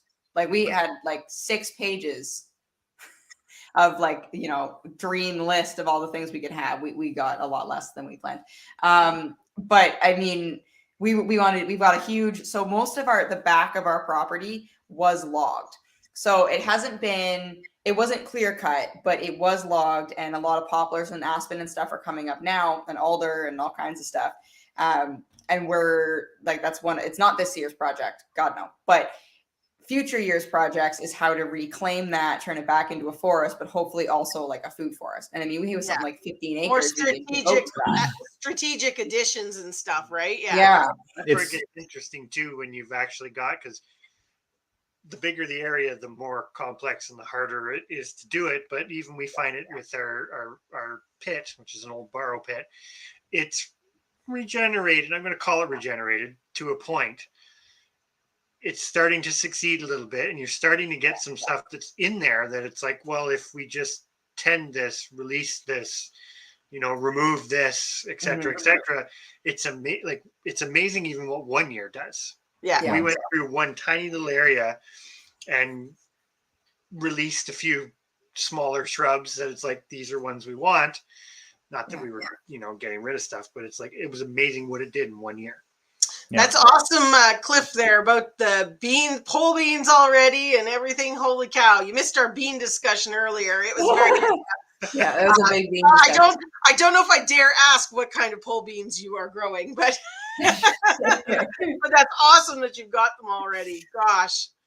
Yeah, we have that back chunk of our property that's locked up in regrowth and alders, and probably a dozen alders per square foot in some spots. It's thick. Like you can't walk it. And then you can't walk it. You can't get through, and you can't see through it once the leaves go on them. And then it's stumps and debris from the logging around that, so you can't even get equipment in there very easily. And then you could think, okay, well, goats could eat it eventually. You know, you put the goats in, but they're going to eat the fresh tips first, and they'll eventually get down. Yeah. But then you've only cleared one little area. I don't know how many hundreds of goats you'd need to. Well, that was our first thought. We were like, oh, we'll do it with goats, and then we were like, well, do we want to be commercial goat farmers? Because that's what we'd have to do. Yeah. To do it adequately with that. The problem I would say with goats is they'll probably eat the stuff you don't want them to eat as well. Yeah, and then leave the stuff we do. Yeah, so I mean, we're gonna do a tour video here soon. We were gonna do it last week, and then we're looking at it. We want things to green up first, and I mean, I only have 8 videos on the go right now, so maybe those first. Like I literally, like when the videos are going up now, I have to go back and watch them to be like, what was that one? Like what was it even? Because there's just so much happening. But we're gonna do that so you can see like the whole areas and get the drone out more. And I don't fly the drone. That's the filming that I don't do. I basically do the rest of it, but Jack does. What kind of drone do you guys have? It's awesome. It does awesome videos. It's amazing. It's a Mavic 2 Zoom. Okay, so you have the Mavic 2. Yeah, so there's the Pro or the Zoom. The Pro is slightly better video from what I could tell. But the Zoom is still extremely good. But it has that zoom feature. For me, I'm pretty paranoid about crashing it. So if I can zoom in and be a little farther out, that makes me happier. So that was the thought there. It's also slightly cheaper, I think. But that was, we bought that after we sold our last tractor. We figured we should do that because we literally, the year before, we bought a brand new Kubota off the lot warranty with all of the things because we're like, we're never moving. A little subcompact tractor. Yeah. And then the very next year, we're like, we're moving. We're moving. Yeah. Well, then, and like at how least much was that depreciation, right? That's what you're thinking. How much was the depreciation on that? Yeah. And actually, the way it worked out, because everything, I mean, like talk about like anyone trying to get chickens last year and how hard that was. Inflated no one could equipment get the prices. tractors. Yeah. We sold it for the same price for cash. And we had a guy drive from Toronto, not once, but twice that same day, like with cash to be like, I am taking it now. Well, the dealer tried to lowball me, and then I ended up selling to someone else. And then he, I guess, thought better of it and emailed me later on. I'm like, no, it was gone like the next day. Yeah, like Yeah. it was, so that worked out. But we are finding now, because I had it in my head that we had all these implements, and the tractor we have now, like we don't have a post hole auger, and that is a bit of like, we got used to that. That was we don't have a backhoe, and we don't have an auger now. Yeah. So I don't know if we're gonna be in there with the little thingies. That's us. That's us. When I did our was it the first year we moved here, I did the riding ring. Pretty much most of it I did by myself, and it ended up being 50. Of course, at that time it was going to be a riding ring because I had big horses, and so it was 10-foot posts, and I did 54 of them in like, I don't know, it was about a week or something like that. Oh. And anyways, to this day, I can't do post holes anymore. My one arm, if you lift it above your head, it clicks. It's just carpal, whatever carpal tunnel is for your shoulder, that's what I got. Yeah, it's I mean, I can do a few T-posts, but I can't do very many in a row, because the same thing, I've got a partially torn rotator cuff, so I mean, I start running into issues, and I'm short. It depends on the soil, I think. Like our last place, there was so much limestone. We could not do like the manual post hole thing. No. Like it just wouldn't work. We needed the auger to be able to toss those stones out as you go. This soil, we don't really know too much yet. We've had the neighbor tell us a couple things, but it feels like it's a sloppy soup of topsoil on top of hard pan clay. Yeah. So it's always very wet. I mean, like we had a lot of little bit of rain, and it's just like it's soupy again. Yeah. So I mean, well, you'll find out soon enough, I'm sure. It seems to hold water on a slope. Yeah, it'll just hang up there. It's strange. Huh. Could be a good thing. Hey, Could how be. are you tonight? Yeah. 7A. Yeah, Cliff is bragging away over here, but then I do think he did comment about the fact that yes, that's nice now, but come middle of the summer, it's not so nice. Yeah, and that's I love heat. I mean, we've hit that a few times the last 2 years, because it does feel like it's getting warmer and warmer in the summers here, and drier and drier. And I mean, we struggle, and we've got nothing compared to what he has to deal with in the middle of the summer. So I suppose all's fair. He's got good gardens now, and we get good gardens in August. Yeah, this is true. Well, we're trying to get a lot of our stuff, like the land's wet, which is nice, or at least some of the land's wet. And it's all kind of downhill from our ponds. And it's all, the area we're thinking of putting the garden is downhill from the house. So we can, do the rain catchment and gravity feed it down. So there's some options there, which is nice. Because we've had some bad drought years too. And I mean, we've seen the effects from like the Christmas tree shortage that just happened had like everything to do with a drought from 12 years previous. Yeah. Like it's crazy the far reaching issues you can have. But like droughts, I mean, even if it's not something that we're expecting, I'd like to be prepared for it. But the weather's different, because I mean, where we were before, we had to be concerned about tornadoes. Like that was the big, like, oh God, if we're gonna have a crazy weather thing, it's gonna be ice storms, blizzards in the winter, or the tornadoes. And then here, there aren't really the tornadoes, but we could be getting hurricanes. Not very often. But I mean, still, you'd get a bit more effect from those ones than what we did in interior Ontario. Yeah. I think I only remember 2 big ones that we even noticed in Ontario my whole life. Mind you, one hit while we, like the aftermath of after we got here, and it wasn't as windy as I would say an average day at our last property. So there were like wind warning 60 kilometers an hour, and I'm like, so Tuesday? You're like batten down the hatches. Well, that's what we notice here. I mean, it seems like it's 50+ kilometer an hour winds almost every day. Yeah. Like and where we were, like we were, and it didn't used to be like that, but it does seem to be the norm now. It was never like that. Yeah. So we were right at the end of where all the windmills are in that section of Western Ontario, right before the Niagara Escarpment, where it drops down. So it was, I mean, it was crazy. Like we had over 100 kilometer an hour winds once a month at least. Yeah. It was, I mean, we had hurricane force, I think 3 times when we were there. It like hit 140. with some of the gusts. And it's just, I mean, like that is not the one time a piece of wood like came flying off the barn and Past the truck. The brand new truck in between the truck and the house and just like speared into the ground. And I'm like, this is insane. It went like 200 feet. Like it's just.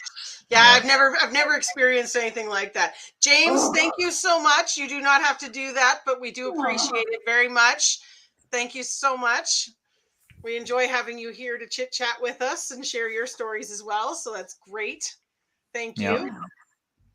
We're already tomorrow here. I know. Yeah, we are. Yeah. I was actually thinking we probably should wrap it up because we'll be talking with you on your channel tomorrow. Yeah. And it's getting late for you guys. Well, we got those heavy hitter vegetables tomorrow. Yeah. Ones, Well, we got lots everyone needs to know about. I'm sure as we have done, I'm sure we will veer off on numerous other topics as well. Yep. It feels a little bit like we would never run out of things to talk about. I think we're probably right.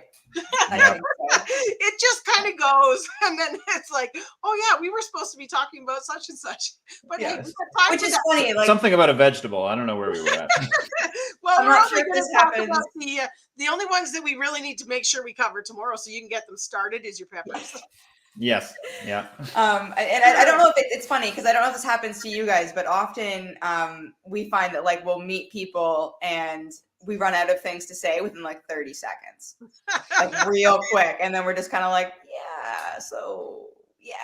and then like in this community, it's been so cool. Like, jumping back into the YouTube and like every single person you talk to, like, I mean, there's stuff. I mean, I think we in particular have like quite a lot of things, but basically everyone, I mean, it's like, okay, there's like, this is an actual community and everyone is like interested in like the weird thing your chicken did last weekend. Whereas like when I used to work in the city, like I would go down and I'd be like talking about my weekend. And I literally once had the head of the HR department tell me that my lifestyle made her uncomfortable. And I was like, what? Like, what do you mean? Like, what? I don't understand. Like, you mean that I want to feed myself and I want to, like just talking about having to bring wood in and about the power outages and like probably the road getting closed and then like the bird stuff and all that. And like, just like mouths open, like, what? Yeah. And I'm like, this is like life for some people. And some people choose to do it. Well, Lindsay makes fun of me for all of a sudden being a social butterfly. He is. Well, he's on the phone like 5 times a week. Yeah, well, I what it was is I'm like, well, what's that? I don't understand. Like the phone rings and he's like, "Oh, hi," and I'm like, "What? Why did you do that?" I just thought, I'm like, well, I figured I just didn't like people previously, and I'm like, well, I think it's just there wasn't common ground previously. Yeah. So there wasn't stuff to talk about. So and now it's like, everyone. I mean, like even your bird carvings. The other day, someone was like, "Oh, I used to carve birds." And there's a club over there, and you can go meet people. Chris used to carve. Here's Terry. Yeah. Terry the titmouse. Yeah. Oh, nice. That's very awesome. Wow. Yeah. We have a chickadee too. All the talents that we find out about people. Yeah. And it's awesome, And I think when some people, like, I don't know, like I think maybe normal people, they just spend so much time like working and driving that they don't get to explore interests. Or maybe they don't have them, and maybe that's why they're working and driving. I don't know. Or they do. Well, I say it never worked for me. I like eccentric people. Maybe I just like autistic people. I don't know, but I like varied interests. I'm giggling because Amanda at Honey Badgers is teasing Chris because they have an ongoing thing because she says that Chris can never give a simple answer. And I see she's popped one into the chat here at the end of whether he would grow a purple bean or a red bean. Well, that depends. Oh God! I kind of would say I like them both, but the red bean I like is for the dry bean, and the purple would be the noodle beans for the fresh eating bean. Well, that's just because they're the only ones you grow. What about those other purple bowl beans you bought last year that you never grew? I have to try them this year. They're a fresh eating one too, so yeah, they there are. You go. You just have to spread them out, and you're fine. Yeah. It's going to be a competition. Noodle beans or these other purple beans. What's it going to be? I think it'll be the noodle beans. You think so? Probably. The noodle beans are nice. Yeah. Yeah, there are no simple answers. That's exactly. Chris is the king of long and. Wow, no, you like to explore the white area to the black area with a deep discussion on the gray area. That's how Chris works. But it's like we were talking about with the beans to end the night on beans. Is the simple answer is just put them 3 to 6 meters apart.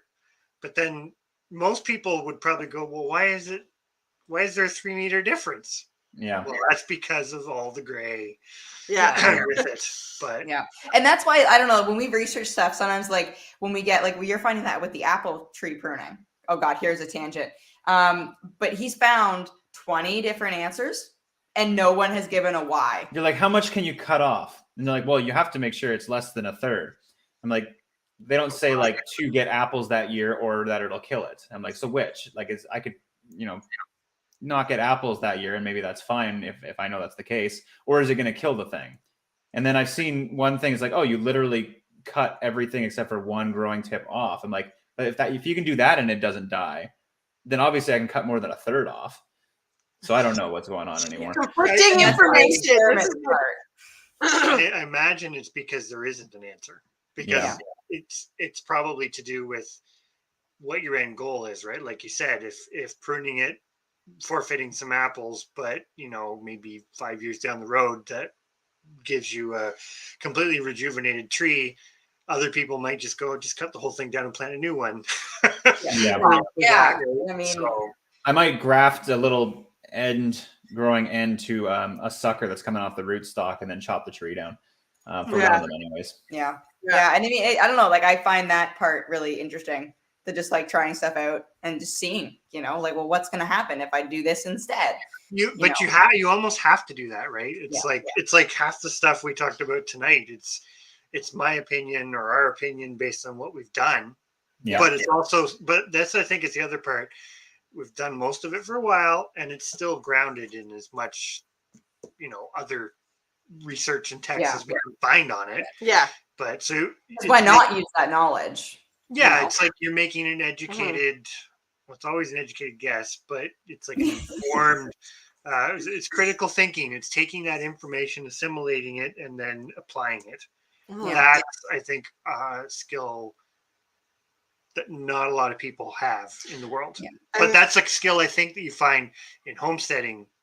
That umbrella, that there's a lot of people in that group that do have it. The one thing I would say, and I just, it's only because it's fresh in my mind because I watched the one with the apple tree today. Yeah. But Cliff there said as well about don't take off too much because you could set it into shock. The one thing I will say is the apple tree that you're that was in question in the video at least, was a prune tended tree. And I think you probably can go pretty bold with it and it's not going to hurt it.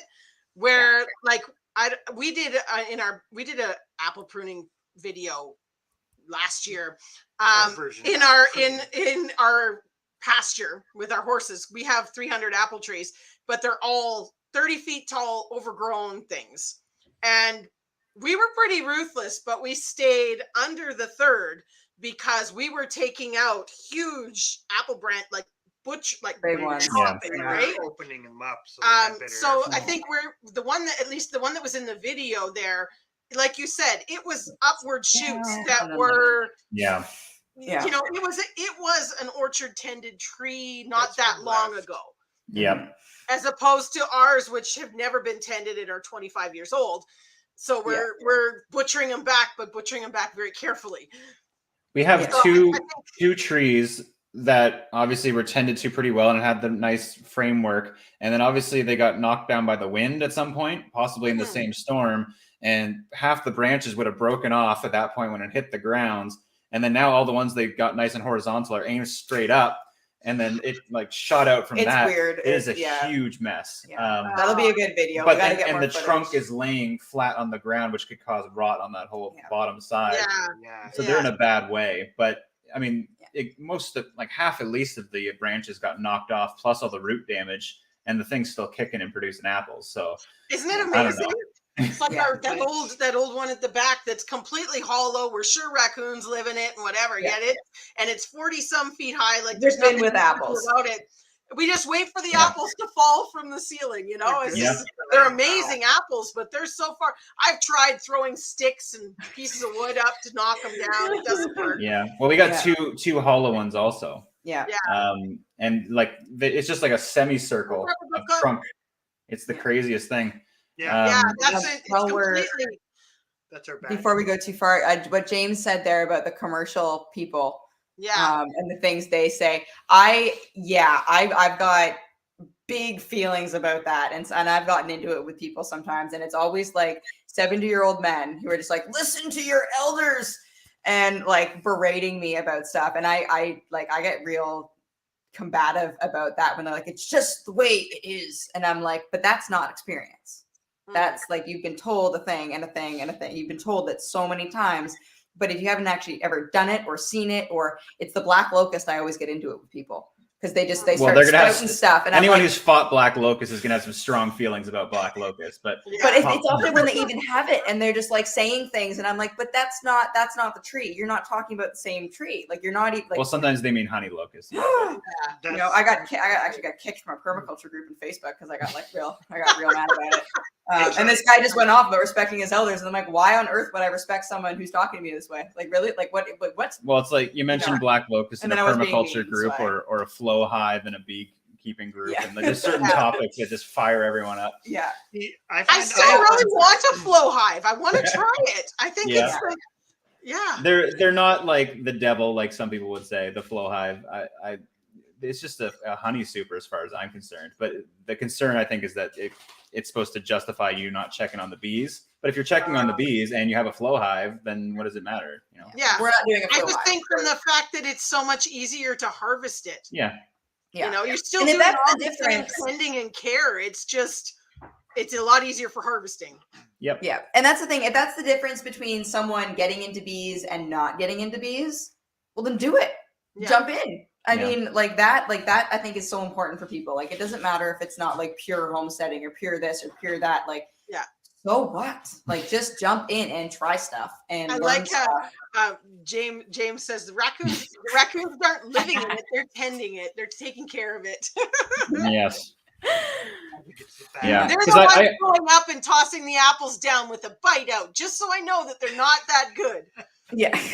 Before I found out the apple tree was hollow, I had like my plan was I was just going to take the little growing tips and cut the tree down and stick them around the stump. Yeah. And then it was going to grow up and I'd create a framework out of that. But there is no stump because the thing is just a semicircle of like bark that's somehow holding this tree up that's producing apples. Yeah. You can put a full grown man in this hole. Like, there's nothing to do it. They're still alive. They're still alive. It's amazing. Yeah. And I mean, the dogs have dug like these great big craters underneath the roots, and it doesn't care. It just keeps on going. Honey, speaking of dogs. Honey badgers, we saw your video with the apple clippings, and I don't know why we just never even thought about doing it. So we said, I think we're too late now to do it for this year because they're starting to open. But I said next year we have one. Our daughter calls it her Tiny Tim tree. We don't know what it is, but it is the only tree on the property that makes absolutely amazing apple juice. Yeah. And so we kept saying we need to propagate, we need to graft it onto another one, we need to whatever. But I think we should just do a bunch of cuttings and try it because we'll probably try 3 different I mean, even if you cut, say, it needs pruning anyways, because all of our trees are 30 feet tall. So even if it ends up being that you propagate 20 and 2 live, who cares? Yeah. I mean, there's no, like, what's the worst that's going to happen? I mean, like, that's, well, that's and that's why, like, with this channel, we're trying to be a lot more like, hey, this is what we're doing. Like, I mean, hell, I opened up a bag of shavings with a saw one day because I didn't have a knife. And I was like, I could stop the video. I could get a knife. I could do whatever. And I'm like, whatever. Well, she thought it was a great idea even after. So well. She's like, yeah, it was so great. I'm like, it is nothing. You can just with a knife, you just cut it, right? She's like sawing away and it's like catching the plastic. That's one of those things. The X-Acto knives have to be everywhere. Yeah. Everywhere. Strategically placed all over the property. Everywhere but your pocket. Yeah, because you Yeah. never have it when you need it. But if you have Yeah. one everywhere, you Or can. if you put it in your pocket, you end up with 5 of them all in the same place. Yes. Yeah. In the Because wrong you- pocket, which is now in the wash, which is now Yeah. rattling around the But dryer. they come in and then you empty your pockets on the shelf as the door at the door, and then put your stuff in the laundry, and then you're just like, well, now there's 8 things here. What are we doing? Yeah. Yeah, I know.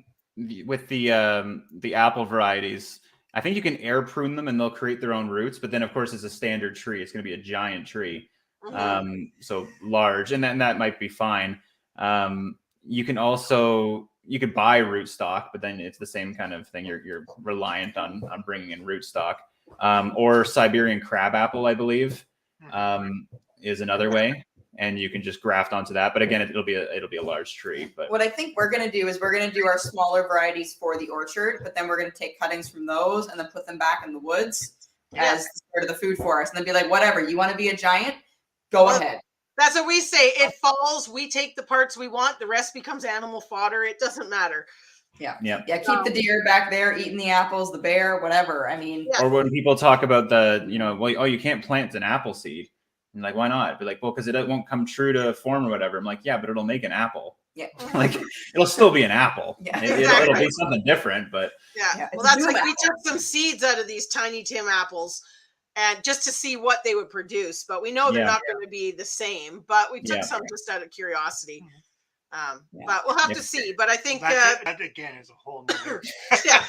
Well, people talk about it like you're going to get a pear or something. I'm like, well, it'll be like some type of apple. Like, it'll be fine. It'll be something. Yeah. I agree, James. I used to always have a knife on me. And then I got out of it. I worked in a different field for a couple of years, and now it's like it's not in my head anymore. And I have them in places, but we got to like redo that. And we just unpacked the whole basement, and I found 20. I see, because Amanda's saying that she got those right as they were just starting to bud. So ours are they don't actually have anything yet, but they're you can tell it's coming. So we could maybe take a couple. Could try it. Yeah, you might as well try it. Yeah. Can you graft, say, a fruit tree branch onto a cypress like a cedar? Oh boy, I don't know on that one, Cliff. I don't think so. No, I think they have to be. That's too far. Too different. Because the problem is, if you really want to get botanically technical, just because we call them trees doesn't mean they're all. A tree doesn't actually mean much as far as what something's related to. They probably do better to be honest. Better. Yeah. That's a big one. That's a big. Yeah. Lots of chocolate. I mean, it might grow, but whether it would ever produce, I don't know. I don't think it would, because I think their vascular systems are not. They're not the same. Yeah.